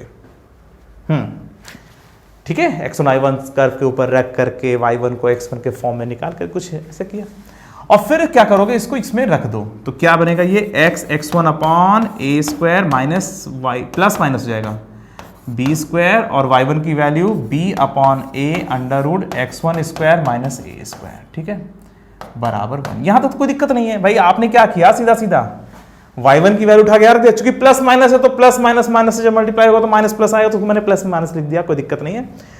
तो जो है आपने y1 को गायब किया। तो याद रखना जब भी क्वेश्चन आएगा एग्जाम में किसी अदर कर्व के लिए एसिम्पटोट्स निकालो, तो आप पहला x1 y1 के फॉर्म में टैंजेंट की इक्वेशन लिखना, और दूसरा काम ये करना कि y1 को आप x1 के फॉर्म में लिख देना। x1 को भी y1 के फॉर्म में लिख सकते हो, पर y1 को x1 के फॉर्म में ऐसे लिख दो पहले, ठीक है। अच्छा, अब इसके बाद क्या कर रहे हो, अब इसके बाद यहां पर देखो b और b कट जाएगा, a और a कॉमन हो जाएगा, ठीक है। तो यहां पे आएगा x upon x1 upon a plus minus y upon a b और under root x1 square minus a square equal to 1, और यहां पर आप अगर x1 से डिवाइड कर दो तो x upon a plus minus y upon b, और देखो इसमें से मैंने क्या किया, a कॉमन लेके उधर कर दिया, ठीक है। इसमें से जब a कॉमन लोगे, सॉरी यहाँ पर a स्क्वायर है ना, तो यहाँ पर a स्क्वायर होना चाहिए, ठीक है। और यहाँ पर a आ जाएगा y अपॉन बी, और यहाँ पर a स्क्वायर ही रहने दो, यहाँ पर ए बी कर लो, ठीक है। और ये बन जाएगा under root 1 minus a square upon x1 square बराबर 1 बाई x1, ठीक है। स्टेप बाय स्टेप चले, नहीं तो तुम लोग तुरंत कहोगे अरे सर ये कैसे हुआ वो कैसे हुआ, कर तो एक ही लाइन में सकता हूँ, मगर मैं ज़्यादा लिख करके इसलिए चल रहा हूँ ताकि तुम्हें समझ में आ जाए, ठीक है। तो हमने क्या किया, यहाँ से x1 को डिवाइड किया, तो जब x1 को डिवाइड करेंगे तो अंडर रूट के अंदर जब x1 जाएगा तो स्क्वायर होकर जाएगा, तो 1 minus a square upon x1 square बराबर 1 बाई x1 हो गया, ठीक है। यहाँ तक समझ में आ गया कि नहीं बच्चों? अच्छा, अब इसके बाद हम क्या करेंगे, अब एक थोड़ा सा इंप्रूवमेंट और कर दो, plus minus y upon b under root 1 minus a square upon x1 square बराबर a बाई x1। पहले यहां तक पहुंच जाओ, ठीक है। अच्छा देखो, एसिम्पटोट्स में हो क्या रहा है कि आपको x1 और y1, इस वाले में x1 की वैल्यू भी बहुत आगे जाने पर x1 की भी वैल्यू इनफाइनाइट हो जाएगी और y1 की वैल्यू भी इनफाइनाइट, ऐसा कह सकते हो। तो मैं अगर यहां पर लिमिट लगा दूं x1 टेंडिंग टू इनफाइनाइट, अगर x1 इनफाइनाइट के पास चला जाए तो x upon a plus minus y upon b, और ये 0 हो जाएगा बराबर 0। ये आया कि नहीं आया, ध्यान दो।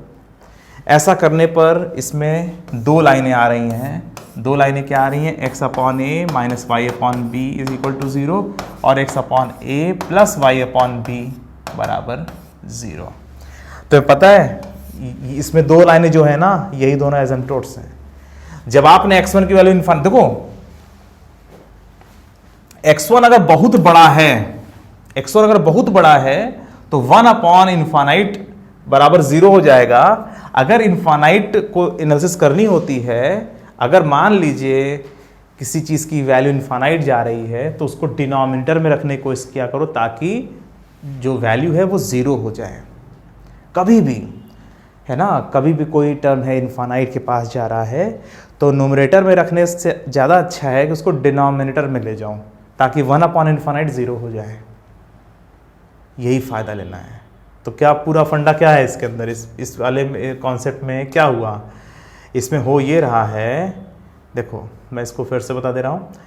देखो अगर हमें एसिम्पटोट्स निकालना था तो हमें एक फैक्ट तो पता है कि x1 और y1 दोनों इनफाइनाइट, भाई इसमें तो x1 और y1 दोनों इनफाइनाइट के पास जा रहे हैं। तो हमने सबसे पहले x1 y1 के फॉर्म में x1 y1 के फॉर्म में हमने टेंजेंट की इक्वेशन लिख ली और फिर y1 को कर्व की हेल्प ले करके हमने x1 के फॉर्म में कन्वर्ट कर लिया, है ना। y1 को x1 के फॉर्म में लिखा, ठीक है, ये हमने लिखा। इसका सब कुछ x1 के फॉर्म में आ जाता है। फिर अंत में x1 से डिवाइड कर दिया हर जगह, तो न्यूमरेटर की जगह अब x1 जो है डिनोमिनेटर में आ गया। यहाँ पे x1 अगर इनफाइनाइट होता तो हम फंस जाते हैं, लिखने में समझ भी नहीं आता क्या करें। तो x1 नीचे चला जाए डिनोमिनेटर में, उसके लिए क्या करेंगे, हम हर तरफ x1 से डिवाइड कर देंगे, क्योंकि x इनफाइनाइट हमें न्यूमरेटर में अच्छा नहीं लगता, हमें इनफाइनाइट डिनोमिनेटर में अच्छा लगता है, क्योंकि एनालिसिस हम कर पाते हैं फिर, और यही फायदा हमने लिया है इसमें, ठीक है। बस x1 जैसे डिनोमिनेटर में आया तुरंत आपने जो है इसको 0 बना दिया, इसको 0 बना दिया, जो बचा वो ये बचा। जब x1 को इनफाइनाइट के पास जा रही है तो दो लाइनें मिल रही हैं, और वो दोनों लाइनें एसिम्पटोट्स हैं, और यही तरीका हर जगह लगाना है। और एक बात बताओ, ये है y = b/ax, तुम ध्यान से देखो, पहला एसिम्पटोट्स और दूसरा एसिम्पटोट y = -b/ax, ठीक है, ये दूसरा एसिम्पटोट्स, ठीक। तो इसका मतलब ये हुआ कि जो हम देख रहे थे अभी थोड़ी देर पहले, ये जो हाइपरबोला है, इस हाइपरबोला के लिए ये y = b/ax जो है ऊपर दिख रहा है, ये एक एसिम्पटोट्स है, और y = -b/ax ये नीचे वाला एसिम्पटोट है, ठीक है। तो इस एसिम्पटोट की इक्वेशन ये, और इस एसिम्पटोट की इक्वेशन y/b/ax, ठीक है। एक का स्लोप क्या है, b/a, और दूसरे का स्लोप -b/a। ये याद रहेगा आप लोगों को। तो एसिम्पटोट कैसे निकाला, ये क्लियर हुआ। x1 y1 के फॉर्म में पहले टेंजेंट लिखो, फिर टेंजेंट को सिर्फ x1 के फॉर्म में लिखना होता है, y1 को x1 से रिप्लेस कर दो, ठीक है। और x1 इनफाइनाइट के पास जा रहा है, limit x1 tending to infinite, जहां जहां x1 है उसको इनफाइनाइट के पास अज्यूम कर लो। तो जहां जहां x1 डिनोमिनेटर में है ना, वो वाले टर्म्स बड़े अच्छे से एनालिसिस हो जाती है, इसीलिए x1 से डिवाइड करना पड़ता है एनालिसिस के समय। तो समथिंग अपॉन इनफाइनाइट 0 मान लिया जाता है, तो जाहिर सी बात है उसी का फायदा लेकर के हमने दोनों लाइनों को निकाल लिया, बड़े आसानी से हमारा ये दोनों एसिम्पटोट्स आ गया, ठीक है। हम चाहते इसको याद भी कर सकते थे, मगर इसका प्रूफ मैंने तुम्हें बता दिया ना, तो इससे तुम्हें बहुत फायदा होगा, ठीक है। तो इसका जो है एसिम्पटोट्स ये और ये, ठीक है, क्लियर। चलो अब इसमें तुम्हें एक बात और बताता हूं तुम्हें, देखो अगर जो है x², अब मेन मुद्दे वाली बात अब आ रही है ना, क्योंकि क्वेश्चन भाई जनरल फॉर्म में हाइपरबोला दिया रहेगा, उसका एसिम्पटोट निकालो और उसका जो है कॉन्जुगेट हाइपरबोला निकालो, ये कैसे करोगे। तो अब ये मेन मुद्दे वाली बात आ गई, जैसा एग्जाम में आएगा, है ना। तो बड़ा सावधानी से देखो क्या करने जा रहा हूं। देखो x² इसको थोड़ा सा मैं राइट पे करूं, चलो x² - y² -b² -1 = 0, ये क्या है, ये हाइपरबोला की इक्वेशन है, ठीक है। अच्छा एक चीज और, इसमें एक चीज और तुम लोग ध्यान रखो कि ये जो इसके पहले आपने ये दोनों एसिम्पटोट्स निकाला था ना, इसके दो एसिम्पटोट्स कौन कौन से हैं, x/a + y/b = 0 and x/a - y/b = 0, यही दोनों थे ना भाई, यही दोनों तो आए थे इसके पहले, यही तो आया था, एक ये आया था और एक ये आया था, ये दोनों एसिम्पटोट्स हैं, ठीक है। तो हम इन दोनों एसिम्पटोट्स को अगर मिलाते हैं, तो पेयर ऑफ एसिम्पटोट्स अगर लिखना हो तो पेयर ऑफ स्ट्रेट लाइन पढ़ना, पेयर ऑफ स्ट्रेट लाइन जैसे है वैसे पेयर ऑफ एसिम्पटोट्स, ठीक है। इन दोनों लाइनों को अगर एक साथ लिखें तो देखो क्या मैजिक होता है, और इन सारे मैजिक को आज जोड़ना है, बस अगर जोड़ दिया मैजिक तब मज़ा आ जाएगा, ठीक है। उसके बाद हाइपरबोला में कुछ बचा ही नहीं, और तुम लोग जिस चीज़ में फंसे रहते हो ना, मैं उसी को घेर रहा हूँ धीरे धीरे, मैं उस कॉन्सेप्ट का घेराव कर रहा हूँ, उस चीज़ का घेराव कर रहा हूँ जिसमें समझाना चाहता हूँ, मैं घेर रहा हूँ, बहुत देर से माहौल बना रहा हूँ। अब देखो ये पेयर ऑफ एसिम्पटोट्स है, पेयर ऑफ स्ट्रेट लाइन जैसे होते हैं ना, तो ये पेयर ऑफ एसिम्पटोट्स, और इसको मल्टीप्लाई करके लिख दोगे क्या आएगा, x² / a² - y² = 0। ये क्या है, ये है पेयर ऑफ एसिम्पटोट्स। तो ये पेयर ऑफ एसिम्पटोट्स, यहां पे 1 हो गया तो हाइपरबोला, यहां पे -1 हो गया तो कॉन्जुगेट हाइपरबोला। तो ये सिर्फ कांस्टेंट के चक्कर से कुछ हो रहा है, और यही सिर्फ कांस्टेंट को इधर उधर करना सीख लो, तुम्हारा ये चैप्टर का ये पार्ट खत्म। देखो कैसे होता है। तो ये पेयर ऑफ एसिम्प्टोट्स, इसमें दो स्ट्रेट लाइंस जो है मिली हुई हैं, है ना। अब देखो जो मैं तुम्हें बता रहा था अभी, तो देखो ये जो है हाइपरबोला की इक्वेशन, ठीक है। अच्छा, अब इसके नीचे मैं लिखता हूं, ये हाइपरबोला हो गया, और इसमें क्या जोड़ दिया जाए कि ये पेयर ऑफ एसिम्प्टोट्स बन जाए। इसमें अगर 1 जोड़ दिया जाए, ये तो हाइपरबोला, ठीक है। इसको मैं किधर लिखूं, मैं इसको लिख देता हूं इस साइड में, ठीक है। ये है हाइपरबोला, ठीक है। हाँ, ये क्या है, पेयर ऑफ एसिम्प्टोट्स, ठीक है। इसको मैं इधर लिख देता हूं,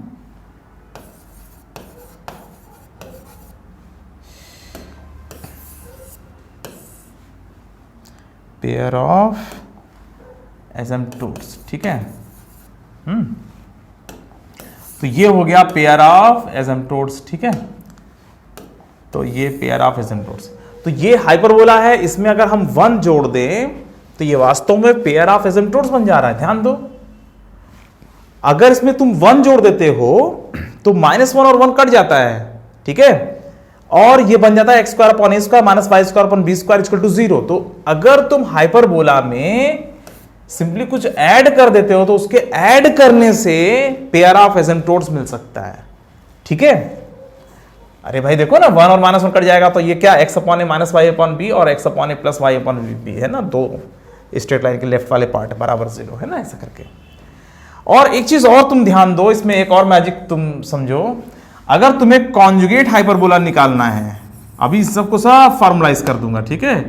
कॉन्जुगेट हाइपरबोला अगर आपको निकालना है तो आप एक काम कर सकते हो, इसमें क्या जोड़ दें बताओ, x² upon a² minus y² upon b² -1। अगर इसमें 2 टाइम्स ऑफ 1 ऐड कर दें और राइट में इक्वल टू 0 लिख दें, तो ये कॉन्जुगेट हाइपरबोला बन गया। इसका मतलब ये हुआ कि हाइपरबोला में ही कुछ जोड़ने से एसिम्प्टोट्स बन जाता है, पेयर ऑफ एसिम्प्टोट्स बन जाता है, और जितना जोड़ने से पेयर ऑफ एसिम्प्टोट्स बना उतना ही और जोड़ दो, उसका दुगना जोड़ दो, तो हाँ, तो ये क्या बन जाता है, ये कॉन्जुगेट हाइपरबोला बन जाता है। अरे देखो ना, ये -1 और +2 मिलके क्या बनेगा, +1 और +1 उधर जाएगा तो -1 बन जाएगा। तो मैंने तुम लोग को बताया था, ये वास्तव में क्या लिखा हुआ है, ये वास्तव में लिखा हुआ है x² अपॉन, इसको मैं अलग कलर से लिखूं तुम्हें अच्छे से और समझ में आएगा।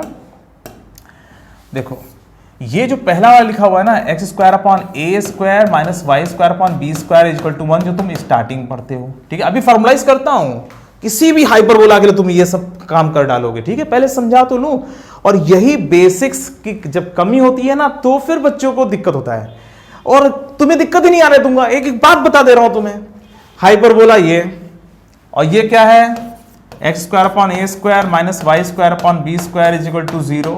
ये बन गया पेयर ऑफ एसिम्प्टोट्स। और नीचे वाला देखो, x² upon a² minus y² upon b² is equal to -1। ये बन गया, देखो ना, +2 और -1, तो +1 हो जाएगा -1। ये बन गया कॉन्जुगेट। ये हाइपरबोला, ये पेयर ऑफ एसिम्प्टोट्स, और ये कॉन्जुगेट हाइपरबोला, ठीक है। तो जब कभी आपको हाइपरबोला दिया हुआ और कॉन्जुगेट हाइपरबोला निकालना हो तो आपको जो है सबसे पहले पेयर ऑफ एसिम्प्टोट्स निकालना है, और जो तुमने बदलाव इसमें किया था उतना ही बदलाव और कर दो। जैसे इसमें इक्वल के राइट में हमने इसमें से 1 घटाया तो 1 और घटा दो, तो ये बन जाएगा कॉन्जुगेट हाइपरबोला। तो इन तीनों का मैजिक समझना है। ये जो तीनों को देख रहे हो ना, आपको इसका और इसका मैजिक समझना है। आखिर इन तीनों में हो क्या रहा है, कुछ तो हुआ है ना, और जो हुआ है वो मैं तुम्हें अभी और क्लियर करने जा रहा हूं, ठीक है। तो हाइपरबोला और पेयर ऑफ एसिम्प्टोट्स और कॉन्जुगेट हाइपरबोला, ठीक है। अब देखो इसमें होता क्या है, जो कॉन्सेप्ट है, अगर मान लीजिए जो है, अगर मान लीजिए s बराबर 0, ये कोई हाइपरबोला की इक्वेशन है, ठीक है। ये अगर हाइपरबोला की इक्वेशन है, हाइपरबोला, ठीक है, तो आपको अगर पेयर ऑफ एसिम्प्टोट्स निकालना है, पेयर ऑफ एसिम्प्टोट्स, अभी ये क्वेश्चन में भी करके दिखाना ही मुझे, तो s प्लस के बराबर 0 कर दीजिएगा, ठीक है। और कॉन्जुगेट हाइपरबोला निकालने के लिए, कॉन्जुगेट हाइपरबोला, कॉन्जुगेट हाइपरबोला निकालने के लिए आपको क्या करना है, s प्लस 2 के बराबर 0। एकदम खतरनाक एनालिसिस में चल रहे हो। हाइपरबोला की इक्वेशन दी हुई है तो pair of asymptotes s plus के बराबर 0 से आ जाएगा, और जितना तुमने जोड़ करके पेयर ऑफ एसिम्प्टोट्स पाया है उतना ही और जोड़ दो, बन जाएगा कॉन्जुगेट हाइपरबोला। ये जनरल रूल है। और ये क्या है, पेयर ऑफ एसिम्प्टोट्स क्या है, पेयर ऑफ स्ट्रेट लाइन है, और इसमें k की वैल्यू निकालने के लिए आप डेल्टा बराबर 0 कर दोगे। अरे वही वाला ABC plus 2FGH minus AF square और minus BG square minus CH square बराबर 0, ठीक है। ये वाला जो मैंने आपको बताया था, ये पेयर ऑफ स्ट्रेट लाइन के लिए बताया था ना, ABC plus 2FGH minus AF square minus BG square minus CH square बराबर 0, ये पेयर ऑफ स्ट्रेट लाइंस के लिए। और ये पेयर ऑफ स्ट्रेट लाइन ही तो है, ये ध्यान दो, ये पेयर ऑफ स्ट्रेट लाइन ही तो है। तो पेयर ऑफ स्ट्रेट लाइन, अब यही, और सबसे ज्यादा काम यहीं पे है, मतलब सबसे थोड़ा सा जो काम है वो यही है, बाकी इन दोनों में कुछ नहीं। ये दिया रहेगा और जितना के आ जाएगा उतना ही और जोड़ करके आप निकाल लेना कॉन्जुगेट हाइपरबोला। तो ये पेयर ऑफ स्ट्रेट लाइन वाला हमने कॉन्सेप्ट यहां से निकाल लिया। पेयर ऑफ स्ट्रेट लाइंस वाला जो कॉन्सेप्ट है उसका यूज करके हम बड़े आसानी से डेल्टा बराबर 0 करके हम जो है के की वैल्यू निकाल लेंगे। देखो हाइपरबोला जब दिया रहता है तो भाई कैपिटल S बराबर 0 कोई दिया, कुछ दिया रहेगा, तो उसके लिए डेल्टा बराबर 0 तो है नहीं, पहली बात तो। जब आप पेयर ऑफ एसिम्प्टोट्स निकाल रहे हो तो वास्तव में दो लाइनों को मिला करके कोई इक्वेशन बनेगी, और पेयर ऑफ स्ट्रेट लाइंस के लिए डेल्टा बराबर 0 और h square greater than equal to AB वाला कॉन्सेप्ट है। हाँ, तो डेल्टा बराबर 0 करके आप तुरंत k की वैल्यू पता लगा लोगे। कैसे होता है, अभी एक एग्जांपल तो लेना ही है मुझे, और जैसे ही k की वैल्यू आ गई, जितना जोड़ करके आपने पेयर ऑफ एसिम्प्टोट्स निकाला उतनी और जोड़ दो तो कॉन्जुगेट हाइपरबोला मिल जाएगा, ठीक है। देखो इसको ऐसे समझो, अब इसको तुम्हें याद कराना है ना मुझे, भाई तुम्हें याद भी तो कराना है, दिमाग में छापना भी तो है, मैं कहता हूँ ना दिमाग में छपवाना है ना। देखो तो तुम्हारे दिमाग में छापने के लिए मैं एक चीज़ और बता रहा हूँ। देखो ये है हाइपरबोला, कैपिटल S बराबर 0, और ये क्या है, S प्लस के बराबर 0। ये क्या है, ये है आपका पेयर ऑफ एसिम्प्टोट्स, ठीक है। अच्छा, और इसके बाद जो है पेयर ऑफ एसिम्प्टोट्स आने के बाद इसको थोड़ा सा सही कर दिया जाए चेहरा, S प्लस के बराबर 0, ये है पेयर ऑफ एसिम्प्टोट्स, ठीक है। और इधर जब आपको आना होता है तो ये है S प्लस 2k बराबर 0। तो अगर आप स्टार्ट करते हो S बराबर 0 से, तो पेयर ऑफ एसिम्प्टोट्स पाने के लिए आप k जोड़ोगे, और कॉन्जुगेट हाइपरबोला निकालने के लिए जितना जोड़ करके इधर आए उतना ही जोड़ के इधर आओगे। जैसे सीढ़ी पे नहीं चढ़ते हो, पहले एक सीढ़ी चढ़े फिर दूसरी सीढ़ी चढ़े, तो पहले पहला स्टेप फिर दूसरा स्टेप। तो यहां पर कैपिटल S बराबर 0, तो S प्लस के बराबर 0 उससे पेयर ऑफ एसिम्प्टोट्स, फिर उसमें जितना जोड़ करके, इसमें जितना जोड़ करके तुम पेयर ऑफ एसिम्प्टोट्स पा रहे हो उतना ही और जोड़ दो तो कॉन्जुगेट हाइपरबोला आपको मिल जाएगा। और यही तो पढ़ रहे हो, और यही तो मैं इसके पहले बता रहा था, ये ध्यान दो। जितना जोड़ा तुमने पेयर ऑफ एसिम्प्टोट्स निकालने के लिए, है ना, उतना ही और जोड़ दो, मतलब प्लस 2 इंटू दैट, वो बन जाएगा कॉन्जुगेट हाइपरबोला। इसको देखो और तुम जो है इसको देखो, कैपिटल S बराबर 0, कुछ जोड़ा पेयर ऑफ एसिम्प्टोट्स बन गया, और उतना ही और जोड़ दिया कॉन्जुगेट हाइपरबोला बन गया, ठीक है। तो ये है फंडा, ठीक है। तो अब इसके बाद जो है क्वेश्चन, इसको इस क्वेश्चन को सॉल्व कर लेते हैं तो हमारा जो है पूरा कॉन्सेप्ट क्लियर हो जाता है बच्चों। अब इसको पढ़ो, पहले क्या लिखा हुआ है, find the pair of asymptotes, ठीक है। और इस क्वेश्चन को सॉल्व कर लोगे ना तो फिर कभी भी कोई हाइपरबोला दिया हुआ है तो उसका तुम पेयर ऑफ एसिम्प्टोट्स निकाल सकते हो, ठीक है, और उसका कॉन्जुगेट हाइपरबोला निकाल सकते हो तुम, वो सारी एनालिसिस कर सकते हो, है ना, एसिम्पटोट्स की और कॉन्जुगेट हाइपरबोला की। तो अगर हाइपरबोला ये दिया हुआ है तो उसका पेयर ऑफ एसिम्पटोट्स और कॉन्जुगेट कैसे निकालते हैं देखो। तो हाइपरबोला की इक्वेशन क्या दी हुई है ये, तो हम क्या लिखेंगे, let pair of asymptotes, pair of asymptotes is 2x square,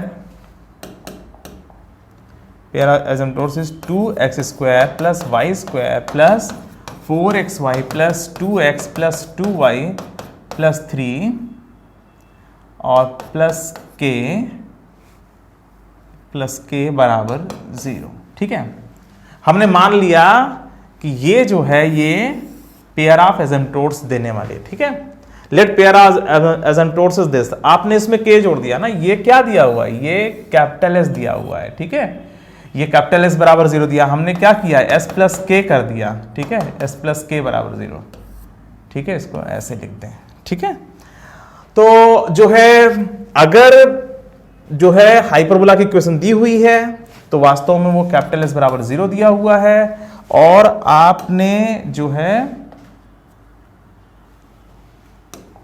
आपने क्या किया, तो अगर हाइपरबोला की इक्वेशन कैपिटल S बराबर 0 दी हुई है तो आपने उसमें k ऐड कर दिया ताकि ये पेयर ऑफ एसिम्पटोट्स बन जाए, और k की वैल्यू आपको निकालनी है। कैसे निकालोगे, since this is a pair of straight lines तो डेल्टा बराबर 0, इसमें क्या लिखना है, सिंस, थोड़ा सा साफ सही लिखें, since this is a pair of straight line so delta must be equal to 0।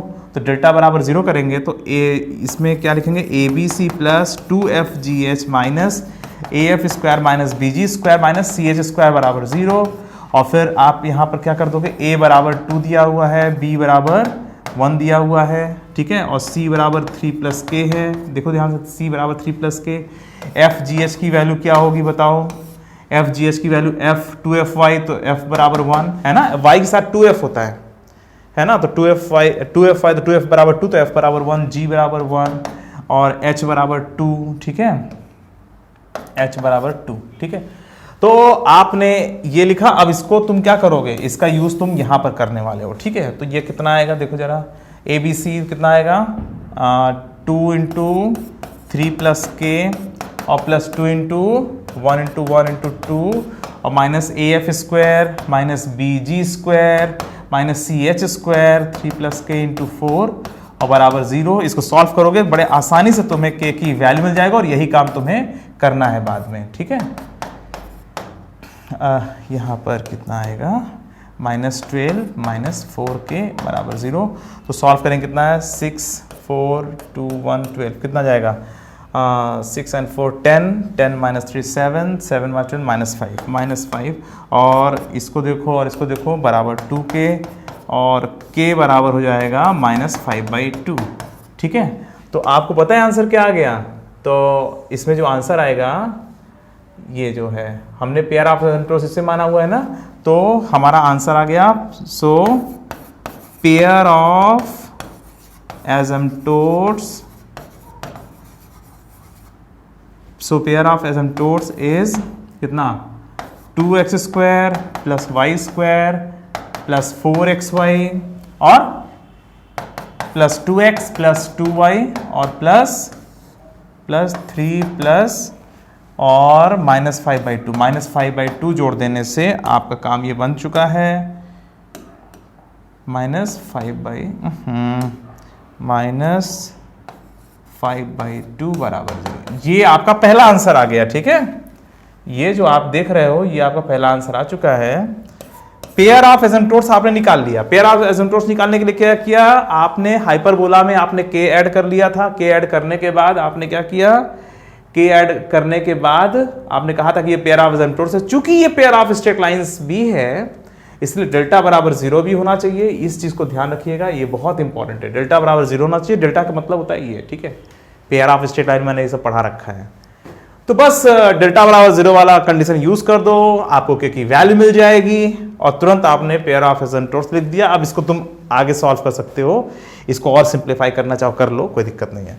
अच्छा, अब आप एक बात बताओ, अगर हमने वो जोड़ दिया और पेयर ऑफ एसिम्पटोट्स मिल गया, तो अब बताओ कॉन्जुगेट हाइपरबोला क्या होगा? बताओ कॉन्जुगेट हाइपरबोला का आंसर क्या होगा? कॉन्जुगेट हाइपरबोला का आंसर होगा 2x² plus y² plus 4xy plus 2x plus 2y plus 3 plus 2 into minus 5/2 बराबर 0। जितना ऐड करके आपने पेयर ऑफ एसिम्पटोट्स निकाला है उतना ही और ऐड कर दो, और वो चाहे निगेटिव में हो चाहे पॉजिटिव में हो, ठीक है। आपने माइनस 5/2 जब जोड़ा तो ये बन गया पेयर ऑफ एसिम्पटोट्स, तो आपने उसका दुगना और जोड़ दिया, ये बन गया जो है कॉन्जुगेट हाइपरबोला। और इसको तुम थोड़ा आसान करके लिख सकते हो 2x² plus y² plus 4xy और प्लस 2x प्लस 2y, और यहां पे 2 कट जाएगा, -2 बराबर 0, ठीक है। तो ये जो आंसर आ रहा है ये कॉन्जुगेट हाइपरबोला का आ रहा है। तो अगर कभी किसी क्वेश्चन में हाइपरबोला दिया हुआ हो, जैसे यहां पर ये हाइपरबोला दिया होता है, इसका जो कॉन्जुगेट हाइपरबोला है वो ये है। समझो ध्यान से, इस हाइपरबोला का कॉन्जुगेट हाइपरबोला ये तुम्हारा आ चुका है, ठीक है। अगर हाइपरबोला ये है तो इसका जो कॉन्जुगेट हाइपरबोला है वो ये होगा। यहां कुछ चेंज नहीं होता है, बस आप लास्ट में जैसे यहां पे 3 लिखा हुआ है, सब कुछ वही है, बस लास्ट में जो 3 है वहां पर -2 आ गया, ठीक है। और प्रोसेस क्या है? इसको सॉल्व करने का प्रोसेस बहुत आसान है। प्रोसेस ये है कि सबसे पहला काम आप इसमें पेयर ऑफ एसिम्पटोट्स के लिए करिए। सबसे पहले पेयर ऑफ एसिम्पटोट्स निकालिए। कैसे निकालोगे? आप इसमें के ऐड कर दो और बता दो कि ये पेयर ऑफ एसिम्पटोट्स है। जब पेयर ऑफ एसिम्पटोट्स है ही तो ये पेयर ऑफ स्ट्रेट लाइन भी तो है, और पेयर ऑफ स्ट्रेट लाइन है जब, तो जाहिर सी बात है डेल्टा बराबर 0 होगा, और डेल्टा बराबर 0 निकाल करके फटाफट जो है के की वैल्यू निकाल लो और के की वैल्यू उठा के रख दो। ये पेयर ऑफ एसिम्पटोट्स बन गया, और जैसे ही पेयर ऑफ एसिम्पटोट्स आ गया तुरंत उसका दुगना जोड़ दो, ऑटोमेटिक आप कॉन्जुगेट हाइपरबोला पा जाओगे, ठीक है। तो किसी भी हाइपरबोला में देखो, अगर आपने ये दिया हुआ है कैपिटल S बराबर 0, तो S प्लस K बराबर 0 पेयर ऑफ एसिम्पटोट्स होगा, उसके लिए डेल्टा बराबर 0 कर लेना, और जितना जोड़ करके तुम वो पाए हो उतना ही और जोड़ देना, और ये कॉन्जुगेट हाइपरबोला बन जाएगा, ठीक है। समझ में आ गया? Very good. अच्छा, एक बात तुम्हें और बता दूं, एक तो ये टेक्निक तो तैयार हो गई कि अगर हाइपरबोला दिया हुआ है तो कॉन्जुगेट हाइपरबोला निकालना है, तो सबसे पहले पेयर ऑफ एसिम्पटोट्स निकालना ही पड़ेगा। भले एग्जाम में पेयर ऑफ एसिम्पटोट्स नहीं पूछ रहा है, मगर आपको करना ही पड़ेगा, ठीक है। कैपिटल S बराबर 0 दिया हुआ तो S प्लस K बराबर 0 करके डेल्टा बराबर 0 कर देना, K की वैल्यू आ जाएगी। जैसे K की वैल्यू आ जाएगी आप 2 गुना और जोड़ दीजिएगा, वो कॉन्जुगेट हाइपरबोला में कन्वर्ट हो जाएगा। सिर्फ कांस्टेंट का ही हेर फेर हो रहा है, ध्यान देना बच्चों, कांस्टेंट का ही हेर फेर। स्टार्ट कहां से किया था? x² माइनस y² b² 1 से, है ना। 1 की जगह 0 कर दिया, बन गया पेयर ऑफ एसिम्पटोट्स। और जितना बदलाव किया था पेयर ऑफ एसिम्पटोट्स पाने के लिए, उतना ही और बदलाव कर दो उसी डायरेक्शन में, बन जाएगा कॉन्जुगेट हाइपरबोला। याद रखना, very very important question in hyperbola. और ये कार्यक्रम सिर्फ हाइपरबोला में हो रहा है, किसी और चैप्टर में तो होगा ही नहीं। अब कोई तुमसे थोड़ी ना कहेगा कॉन्जुगेट पैराबोला, कॉन्जुगेट इलिप्स, ऐसा तो कोई कहेगा ही नहीं। हाँ, इलिप्स में कॉन्जुगेट डायमीटर होता है, वो अलग कहानी है, उसको तो मैं तुम लोगों को बता चुका हूं। कॉन्जुगेट हाइपरबोला जब भी निकालना होगा तो आप, ये मैं बार बार रिपीट इसलिए कर रहा हूं तुम्हारे दिमाग में बैठ जाए, S प्लस K कर देना, डेल्टा बराबर 0 करके K की वैल्यू निकाल लेना, S प्लस 2K कर देना, तो कॉन्जुगेट हाइपरबोला। जितना कदम आगे बढ़ रहे हो उतना ही कदम और आगे बढ़ जाना है। जितना जोड़ करके तुम पेयर ऑफ एसिम्पटोट्स पा रहे हो उतना ही और जोड़ करके आप कॉन्जुगेट हाइपरबोला निकाल लीजिएगा, ठीक है। अब मैं तुम्हें एक और इंपॉर्टेंट बात बताता हूं। अच्छा, एक बात बताओ, मान लो ये L1 बराबर 0 और ये L2 बराबर 0 दिया हुआ है, ठीक है। यहां से ऐसे ना समझाऊं तुम्हें जल्दी समझ में आने के लिए मुझे टेक्निक बदलनी पड़ेगी। बदलनी क्या पड़ेगी? थोड़ा सा और इसको इंप्रूव करना पड़ेगा। देखो, अगर मान लीजिए x/a प्लस y/b बराबर 0 एंड x/a माइनस y/b बराबर 0, इस तरीके से तो समझ बहुत तगड़ा आता है। इसीलिए मैं हमेशा सोचता रहता हूं कि तुम्हें आसान तरीके से कैसे समझाया जाए, तुम्हारे खोपड़ी में बैठाया कैसे जाए, तो इसके लिए मैं तरीके हमेशा जो है ढूंढता रहता हूँ, सोचता रहता हूँ, पढ़ाते समय सोच लेता हूँ, सोचने की कोशिश करता हूँ और जितना सोच पाता हूँ कर देता हूँ। तो देखो ये मान लो जो है ये और ये दोनों मान लीजिए एसिम्प्टोट्स दिए हुए हैं और आपसे कहा जा रहा हाइपरबोला की इक्वेशन निकालो। तो x upon a plus y upon b into x upon a minus y upon b, ये हाइपरबोला है कि नहीं ओरिजिनल वाला? अगर मान लीजिए एग्जाम में क्वेश्चन एसिम्प्टोट से स्टार्ट हो तो क्या करोगे? एग्जाम में दो तरीका है स्टार्ट होने का क्वेश्चन। एक तरीके में तो भाई हाइपरबोला दिया रहेगा और सीधा पूछा जाएगा कॉन्जुगेट हाइपरबोला निकालो या पेयर ऑफ एसिम्प्टोट्स निकालो, मतलब स्टार्टिंग होगी क्वेश्चन की हाइपरबोला से, हाइपरबोला का इंफॉर्मेशन दिया रहेगा, वहां से स्टार्ट करना होगा, ठीक है। वहां से एग्जामिनर चाहेगा कि तुम उसका कॉन्जुगेट हाइपरबोला और एसिम्प्टोट्स निकालो। एक और टाइप होता है कि पेयर ऑफ एसिम्प्टोट्स दिया हुआ है और आपसे कहा जा रहा हाइपरबोला निकालो, तो आप क्या करना, इसके लेफ्ट वाले पार्ट को मल्टीप्लाई करके उधर कुछ ऐड कर देना, ये हाइपरबोला बन जाता है। ये हाइपरबोला है। देखो ये जो है ना एसिम्प्टोट्स है, ठीक है, और ये क्या है? हाइपरबोला है। और इसका जो कॉन्जुगेट हाइपरबोला है पता है क्या है? जल्दी से बताऊं मैं क्या लिखने जा रहा हूं, गेस कर सकते हो? ये क्या है? हाँ, कॉन्जुगेट हाइपरबोला। ध्यान दो, ये अगर मान लो एसिम्प्टोट, और इसका क्वेश्चन कैसे बनता है वो भी बताने जा रहा हूं। देखो अगर एसिम्प्टोट्स दोनों दिए हुए हों तो आप उसमें कुछ ऐड कर दो तो हाइपरबोला बन जाएगा, और जितना ऐड किया उतना माइनस कर दो तो कॉन्जुगेट। अब ये क्या है, इसमें क्या खोपड़ी लगी हुई है?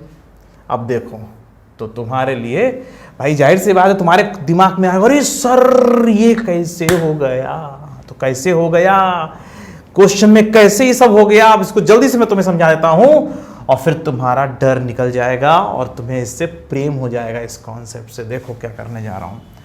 अगर मान लो ये L1 बराबर 0 और ये L2 बराबर 0 दिया हुआ है तो हाइपरबोला की इक्वेशन जो होती है वो L1 L2 प्लस लैम्डा बराबर 0। अब के नहीं लिख रहा हूं, के वाला कहानी उधर जाने दो, लैम्डा इधर का, तो वैसे के भी लिख सकते, कोई फर्क तो पड़ता नहीं। तो L1 L2 प्लस लैम्डा बराबर 0 कर दोगे तो हाइपरबोला मिल जाएगा। और अगर आपको कॉन्जुगेट हाइपरबोला निकालना है तो L1 L2 माइनस लैम्डा बराबर 0 कर दोगे तो कॉन्जुगेट हाइपरबोला, ठीक है। अगर हाइपरबोला में जो है ये एसिम्प्टोट्स दिया हुआ हो, ठीक है, अब देखो अगर ये दोनों दिया हुआ हो, ये L1 L2 बराबर 0, ये पेयर ऑफ स्ट्रेट लाइन है, मतलब पेयर ऑफ एसिम्प्टोट्स, तो इधर जाने के लिए आपने क्या किया, L1 L2 प्लस लैम्डा बराबर 0 किया, और इधर जाने के लिए आपने क्या किया, L1 L2 माइनस लैम्डा बराबर 0। अगर तुम बीच वाली सीढ़ी पर हो, तुम्हें एक साइड में जाना है तो प्लस लैम्डा करना है, दूसरे साइड में जाना है तो माइनस लैम्डा करना है। अगर तुम बीच में फंसे हुए हो तो उधर जाओगे तो प्लस लैम्डा, इधर जाओगे तो माइनस लैम्डा।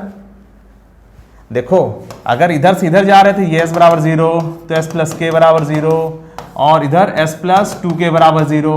मतलब अगर हाइपरबोला से क्वेश्चन स्टार्ट होता था तो पेयर ऑफ एसिम्प्टोट्स पाने के लिए s प्लस के बराबर 0 किया था, और जितना जोड़ा था उतना ही और जोड़ दो तो बन जाता था कॉन्जुगेट हाइपरबोला। पर यहां पर तो आप बीच से स्टार्ट कर रहे हो ना, L1 L2 बराबर 0 से स्टार्ट कर रहे हो तो इधर जाओगे तो L1 L2 प्लस लैम्डा बराबर 0, और इधर जाओगे तो L1 L2 माइनस लैम्डा बराबर 0। एक साइड में इधर, अब ये इसी टाइम में थोड़ा नहीं जाना है, एक इधर जाना है फिर एक इधर जाना है। जब इधर जाना तो प्लस लैम्डा कर देना, इधर जाना तो माइनस लैम्डा कर देना, अलग अलग डायरेक्शन है। या इधर जाना तो प्लस लैम्डा कर देना, इधर जाना तो माइनस लैम्डा कर लेना, फर्क नहीं पड़ता। लैम्डा कैसे क्वेश्चन आता है बताता हूं ना, ये दिमाग में बैठा कि नहीं। देखो एग्जाम में हाइपरबोला में क्वेश्चन एसिम्प्टोट्स और कॉन्जुगेट हाइपरबोला का दो तरीके से आएगा, तीसरा तरीका नहीं है। पहला तरीका ये है कि अगर हाइपरबोला दिया हुआ है तब तुमसे पूछ लिया जाए कि एसिम्पटोट्स, पेयर ऑफ एसिम्पटोट्स क्या है और कॉन्जुगेट हाइपरबोला क्या है। एक तो ये है कि हाइपरबोला से स्टार्ट करें, हाइपरबोला की इक्वेशन दे करके स्टार्ट करें। और दूसरा तरीका ये है कि पेयर ऑफ एसिम्पटोट्स दिया रहेगा, मतलब एसिम्पटोट्स की इक्वेशन दी रहेगी अलग अलग, ठीक है, या पेयर ऑफ एसिम्पटोट्स दिया रहेगा। एसिम्पटोट्स से जब स्टार्ट करेगा तो प्लस लेमडा करके अगर हाइपरबोला पा रहे हो तो माइनस लेमडा करके उसका कॉन्जुगेट हाइपरबोला पाओगे, क्योंकि पेयर ऑफ एसिम्पटोट्स जो होता है वो बीच में होता है। हाइपरबोला और कॉन्जुगेट हाइपरबोला के बीच में जो लाइन होती है ना, वो जो लाइन है वो पेयर ऑफ एसिम्पटोट्स होती है, ठीक है। तो ऐसे करना है, ठीक है। ये काम कार्यक्रम कर लोगे तो बड़ा आसानी से क्वेश्चन सॉल्व हो जाएगा। आप देखो क्वेश्चन देखो जरा, find the equation of a hyperbola whose asymptotes are this and also passing through this. अब ऐसा क्वेश्चन आएगा, इतना आसान नहीं आएगा वो x upon a minus y upon b। वो तो समझाने के लिए मैं कर रहा था, स्टैंडर्ड हाइपरबोला को लेकर के मैं समझा रहा हूं ताकि तुम्हारे दिमाग में बैठ जाए कोई बात, बैठाने के लिए कर रहा हूं। बहुत सोच समझ करके मैं कॉन्सेप्ट को घेर करके उसको तुम्हारे दिमाग में बैठा करके सरेंडर करवा रहा हूं ताकि तुम्हें एकदम अच्छे समझ में आ जाए, ठीक है। तो अगर मान लो हाइपरबोला के मतलब ये जो है एसिम्पटोट्स ये दोनों दिए हुए हो और ये दिया हो कि 1,1 से पास कर रहा है हाइपरबोला, तो बताओ उसकी इक्वेशन क्या होगी। देखो इस क्वेश्चन में क्या है, ठीक है, एक है 2x प्लस वाई, ये है मान लीजिए 2x प्लस वाई प्लस 1, ऐसे रैंडम मैं डायग्राम बना दे रहा हूँ, और ये x प्लस 3y प्लस 2 बराबर 0। ये दोनों एसिम्पटोट्स हैं और हाइपरबोला की इक्वेशन निकालनी है जो किसी पॉइंट 1,1 से पास करे, ठीक है। इस हाइपरबोला की इक्वेशन चाहिए, ठीक। तो आप क्या करोगे इस क्वेश्चन में, आप लोगों को ये करना है L1 L2 प्लस लेमडा बराबर 0, इसको ऊपर कर दे रहा हूँ, ठीक है। ये दोनों एसिम्पटोट्स दिए हुए थे और आपको हाइपरबोला की इक्वेशन निकालनी है, तो आपको क्या करना है 2x plus y plus 1 into x plus 3y plus 2 और प्लस लेमडा बराबर 0 कर लेना है, ठीक है। ये दोनों एसिम्पटोट्स को आपस में मल्टीप्लाई करो, उसका लेफ्ट वाला जो पार्ट है वो आपस में मल्टीप्लाई करो और प्लस लेमडा कर दो। L1 L2 प्लस लेमडा बराबर 0, वही तो करना है ना, L1 L2 प्लस लेमडा बराबर 0, ये कार्यक्रम करना है यहाँ पे, ठीक है। अब दो स्ट्रेट लाइंस को आपस में मल्टीप्लाई किया, मतलब दो स्ट्रेट लाइंस के लेफ्ट वाले पार्ट को मल्टीप्लाई किया, पेयर ऑफ एसिम्पटोट्स की तरफ हम जा रहे हैं, पेयर मतलब एसिम्पटोट्स दिए हुए हैं अलग अलग, तो आपने क्या किया L1 L2 प्लस लेमडा बराबर 0 करके आपने कहा कि ये हाइपरबोला की इक्वेशन है, ठीक है। इसके पहले देखो, ठीक है, फिर से देखो, आपको जब एसिम्पटोट्स दिया रहता है तो उसमें कुछ जोड़ देते हो ये हाइपरबोला बन जाता है। देखो यही तो समझाया था तुम लोगों को अभी थोड़ी देर पहले, तो कुछ जोड़ दिया हाइपरबोला बन गया, और जितना जोड़ के हाइपरबोला बनाया तो उतना ही माइनस करके आप उसका कॉन्जुगेट हाइपरबोला बना लो, क्योंकि अब आप स्टार्ट 20 से कर रहे हो ना बेटा। तो जब 20 से स्टार्ट करते हो, ठीक है, जब यहां से स्टार्ट करते हो तो प्लस करके अगर आप हाइपरबोला पा रहे हो तो माइनस करके आप उसका कॉन्जुगेट पाओगे, ठीक है। तो इस क्वेश्चन में this into this plus lambda बराबर 0, अब 1,1 सेटिस्फाई करा दो तो कितना आएगा 2 प्लस 1 प्लस 1 1 प्लस 3 प्लस 2 और प्लस लैम्डा बराबर 0, और लैम्डा इज इक्वल टू कितना जाएगा इधर 4 और 6 माइनस 24, ठीक है, ये आ गया। तो अब आपका आंसर क्या आ गया 2x प्लस वाई प्लस 1 और x plus 3y plus 2 plus minus 24 बराबर 0, ये है हाइपरबोला की इक्वेशन, ठीक है, यही है हाइपरबोला की इक्वेशन, ठीक है। इस क्वेश्चन में कोई और पार्ट तो नहीं है, हाँ है, ठीक है। अगर और इसमें दोनों पार्ट इसलिए कर दिया क्योंकि एग्जाम में दोनों तरीके से आ सकता है। देखो find the equation of hyperbola whose asymptotes are this and this and also passing through 1,1, तो ये तो हाइपरबोला की इक्वेशन तो मिल ही गई हमें, ठीक है। अब आप इसको मल्टीप्लाई कर करके और माइनस 24 करके इसको सिस्टमेटिकली लिख देना, वो तुम्हारे लिए, ठीक है। और इसमें क्वेश्चन का एक और पार्ट है, also find the conjugate of this hyperbola, इसका कॉन्जुगेट हाइपरबोला भी निकालो। तो जितना आपने जोड़ करके एक दूसरे एक डायरेक्शन गए उतना ही माइनस के, कॉन्जुगेट हाइपरबोला क्या होगा बताओ जरा, कॉन्जुगेट हाइपरबोला की इक्वेशन क्या होगी 2x प्लस वाई प्लस 1 और x plus 3y plus 2 minus 24 बराबर 0। आपने जितना जो कुछ भी लिखा था वो माइनस में था, प्लस में था, छोड़ो, जितना जोड़ करके आप हाइपरबोला पाए थे उतना ही माइनस करके आप उसका कॉन्जुगेट हाइपरबोला पा जाओगे। तो ये उसका कॉन्जुगेट हाइपरबोला है, और इन दोनों के बीच में क्या है, वो pair of asymptotes. Pair of asymptotes क्या है, दिस इनटू दिस बराबर 0। ठीक है, तो इसमें देखो ध्यान से, इस क्वेश्चन में जब जो है आपके सामने क्वेश्चन, मतलब जब एसिम्प्टोट्स से स्टार्ट करेगा क्वेश्चन एग्जामिनर, तो पेयर ऑफ एसिम्प्टोट्स है ना, मतलब कि एसिम्प्टोट्स दो अलग अलग दिए होंगे, तो this into this plus lambda बराबर 0 करके आप लोग हाइपरबोला निकाल लेना। जिस पॉइंट से पास कर रहा है उसको सेटिस्फाई करा के लेमडा की वैल्यू भी निकल आएगी। और जितना जोड़ करके आप हाइपरबोला पाए हो, पेयर ऑफ एसिम्प्टोट्स में जितना जोड़ करके आप हाइपरबोला पा रहे हो, उतना ही माइनस करके आप उसका कॉन्जुगेट हाइपरबोला पा जाओगे। ठीक है, तो ये होता है। ठीक है, तो बच्चों आपको कॉन्जुगेट हाइपरबोला किसे कहते हैं, क्या होता है, वो सब बता दिया, एसिम्प्टोट्स बताया कैसे प्रूव होता है। फिर इन सब की जो मिक्स प्रॉब्लम्स हैं वो सारी प्रॉब्लम्स हो गई। अब इसके आगे तुम्हें हाइपरबोला में कॉन्जुगेट हाइपरबोला और जो है पेयर ऑफ एसिम्प्टोट्स का क्वेश्चन और नहीं मिलेगा। बस इसी में से ही, इसी तरीके से आपको आगे बढ़ के इसमें काम करना है। ठीक है, और जो इसमें जो कॉन्जुगेट हाइपरबोला है उसका जो डायग्राम है वो कुछ इधर ऐसे होगा। ठीक है, ये इस टाइप से। ठीक है, तो उसको मैं अभी नहीं बना रहा हूँ। ठीक है, तो ये समझ में आ गया होगा आपको। अब मैं तुम लोगों को सोच रहा हूँ वो पढ़ा दूँ क्या, एक और बचा हुआ रेक्टेंगुलर हाइपरबोला। रेक्टेंगुलर हाइपरबोला क्या होता है, ऐसा हाइपरबोला जिसके एसिम्प्टोट्स आपस में परपेंडिकुलर हो। अरे भाई, अभी तुम्हें मैंने एक डायग्राम ये बना के दिखाया था, ये देखो, ये रहा हाइपरबोला और इसका जो है एसिम्प्टोट्स क्या है, ये y बराबर b अपॉन ए एक्स और ये y बराबर माइनस बी अपॉन ए एक्स। ठीक है, ऊपर वाले का स्लोप कितना है, इस ऊपर वाले का स्लोप है m1 बराबर b अपॉन ए, इसको नीचे लिखता हूँ। ठीक है, तो ये जो पहला वाला जो एसिम्प्टोट्स है उसका स्लोप क्या है, b अपॉन ए, और दूसरा वाला जो एसिम्प्टोट है उसका जो स्लोप है वो कितना है, m2 बराबर माइनस बी अपॉन ए। ठीक है, इसका स्लोप b अपॉन ए, इसका स्लोप b अपॉन ए और इसका स्लोप माइनस बी अपॉन ए होता है। ठीक है, हाँ, तो रेक्टेंगुलर हाइपरबोला किसे कहते हैं, rectangular hyperbola is the hyperbola whose asymptotes are perpendicular to each other, whose asymptotes are perpendicular to each other. ये वाला जो एंगल है ये आपस में परपेंडिकुलर, ये दो जो एंगल है ये π/2 होना चाहिए। मतलब ये दोनों जो एसिम्प्टोट्स हैं ये आपस में जब परपेंडिकुलर हो जाते हैं तो हम हाइपरबोला को क्या बोलते हैं, rectangular hyperbola. Rectangular hyperbola are those hyperbola whose asymptotes are perpendicular. ठीक है, रेक्टेंगुलर हाइपरबोला कौन सा हाइपरबोला होते हैं, कौन सा हाइपरबोला होता है जिसके एसिम्प्टोट्स आपस में परपेंडिकुलर होते हैं। ठीक है, तो जैसे ये हाइपरबोला है ना, ये रेक्टेंगुलर हाइपरबोला नहीं है, ध्यान देना। ठीक है, क्योंकि ये π/2 नहीं है, इस तरह से दिया हुआ है तो भी ये नहीं है।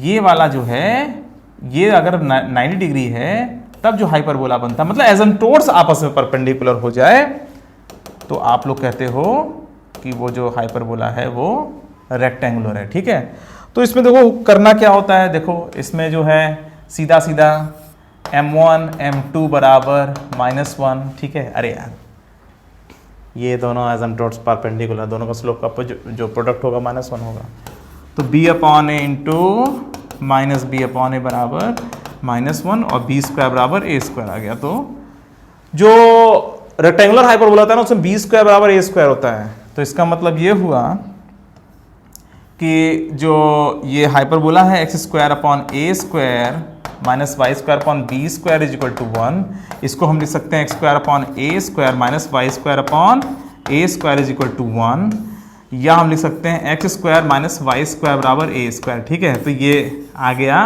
Rectangular hyperbola. ठीक है, रेक्टेंगुलर हाइपरबोला, समझ में आ रही बात। ठीक है, तो जो ये रेक्टेंगुलर हाइपरबोला होता है ना उसे इस तरह से लिखा जाता है। ठीक है, रेक्टेंगुलर हाइपरबोला कौन सा हाइपरबोला होता है जिसके एसिम्प्टोट्स आपस में परपेंडिकुलर होते हैं। जब एसिम्प्टोट्स का हमें स्लोप पता है, हमें पता है एसिम्प्टोट्स जो है उसके परपेंडिकुलर होते हैं, तो m1 m2 और -1 वाला रूल लगाकर a और b में रिलेशन आ गया और इसमें हमने यूज कर दिया और बन गया ये। तो जिस इस तरीके से जब लिखा जाएगा तो रेक्टेंगुलर हाइपरबोला है, ठीक है। और भी बहुत तरीके से लिखा जाता है, ये रेक्टेंगुलर हाइपरबोला। क्लियर? अच्छा, इसेंट्रिसिटी ऑफ रेक्टेंगुलर हाइपरबोला, अगर तुमसे कहा जाए कि फाइंड द, इसको मैं इस तरीके से कर दूं, find the eccentricity of the rectangular hyperbola x square minus y square बराबर ए स्क्वायर, ठीक है। इसकी सेंट्रिसिटी निकालनी है, तो क्या करोगे? देखो इसमें इसको क्या लिख सकते हो, इसेंट्रिसिटी निकालने के लिए भाई x square upon a square minus y square upon a square equal to 1 लिख सकते हो। ए स्क्वायर बराबर a square into e square minus 1 लिख सकते हो ना। अरे भाई x square upon a square minus y square upon b square equal to 1 होता है, तो बी स्क्वायर बराबर क्या लिखते हो, a square into e square minus 1 लिखते हो ना। तो वही तरीका यहाँ पे यूज़ किया, तो बी की जगह तो ए हो गया है ना। तो यहाँ पर ए स्क्वायर बराबर a square into e square minus 1, ये दोनों कट गया, तो 1 बराबर ई स्क्वायर माइनस 1 आ गया। और फिर यहाँ पर क्या करोगे, ई स्क्वायर बराबर 2, तो ई बराबर √2, ठीक है। तो ये ध्यान रखिएगा, रेक्टेंगुलर हाइपरबोला के लिए जो इसेंट्रिसिटी होती है, रेक्टेंगुलर हाइपरबोला में जो इसेंट्रिसिटी होती है वो √2 के बराबर होती है हमेशा, ये ध्यान रखिएगा आप लोग, ठीक है। समझ में आ गई बात? चलिए, तो ये बहुत सिंपल सी चीज़ है। रेक्टेंगुलर हाइपरबोला में कोई वैसे भी कुछ खास दम नहीं था, ऐसा ही है, ठीक है। तो ये समझ में आ गया। तो चलिए, आज मैंने आप लोगों को क्या क्या पढ़ाया, मैंने आप लोगों को बताया कि कॉन्जुगेट हाइपरबोला क्या होता है ना। और फिर मैंने तुम लोगों को बताया एसिम्प्टोट्स कैसे निकालते हैं। फिर मैंने तुम लोगों को बताया कि इसमें मिक्स प्रॉब्लम्स कैसे आएंगी, कैसे सॉल्व करेंगे, ठीक है। और लास्ट में छोटा सा था पर था, रेक्टेंगुलर हाइपरबोला कैसे क्या होता है, ठीक है। उसमें ए और बी आपस में बराबर होते हैं। और रेक्टेंगुलर हाइपरबोला की जो प्रॉपर्टी है कि एसिम्प्टोट्स आपस में परपेंडिकुलर हो जाते हैं, ठीक है। तो उसी से तो आया कि बी स्क्वायर बराबर ए स्क्वायर, है ना। और फिर हाइपरबोला का जो रंग रूप था वो बदल गया, x square minus y square बराबर ए स्क्वायर हो गया था। और फिर इसेंट्रिसिटी निकालने के लिए हमने बी स्क्वायर बराबर a square into e square minus 1 वाले फार्मूले का यूज़ किया। चूंकि बी स्क्वायर बराबर ए स्क्वायर होता है, तो जब उसका यूज़ करेंगे तो ए स्क्वायर कट जाएगा, और ई की जो वैल्यू है वो √2, प्लस माइनस मत कर देना, इसेंट्रिसिटी हमेशा पॉजिटिव होती है, ठीक है। तो ई की वैल्यू √2 के बराबर हो गई, ठीक है। तो मैंने आज आप लोगों को सब कुछ इसमें बता दिया है कि किस तरीके से क्या होता है कॉन्जुगेट हाइपरबोला में और एसिम्प्टोट्स में और रेक्टेंगुलर हाइपरबोला में, ठीक है। तो चलो बच्चों, अभी के लिए सिर्फ इतना ही। इसके बाद जो है अब नया चैप्टर भी स्टार्ट करना है। और देखो, अब ये जो कोऑर्डिनेट है इसमें मिक्स प्रॉब्लम्स लगातार आती रहेंगी प्रैक्टिस के लिए। अभी जेई का एग्ज़ाम होना है और भी बहुत कुछ, तो मिक्स प्रॉब्लम्स आती रहेंगी और कॉन्सेप्ट हो चुका है। अब आप लोग इसको अच्छे से रिवाइज करते रहिए। अब जो प्रैक्टिस हम लोग मैक्सिमम जितना कर सकेंगे उतना करते रहेंगे, और ये सब अच्छे से समझ में आ चुका है। और अक्सर जो है क्वेश्चंस इसी में से ही आ जाते हैं जो मैंने क्लास में करवा दिया है, ठीक है। बाकी और जो है क्वेश्चंस जितना हम प्रैक्टिस कर सके उतना कर लें, ठीक है। तो चलो बच्चों, आज के लिए सिर्फ इतना ही, फिर मिलते हैं, बाय बाय।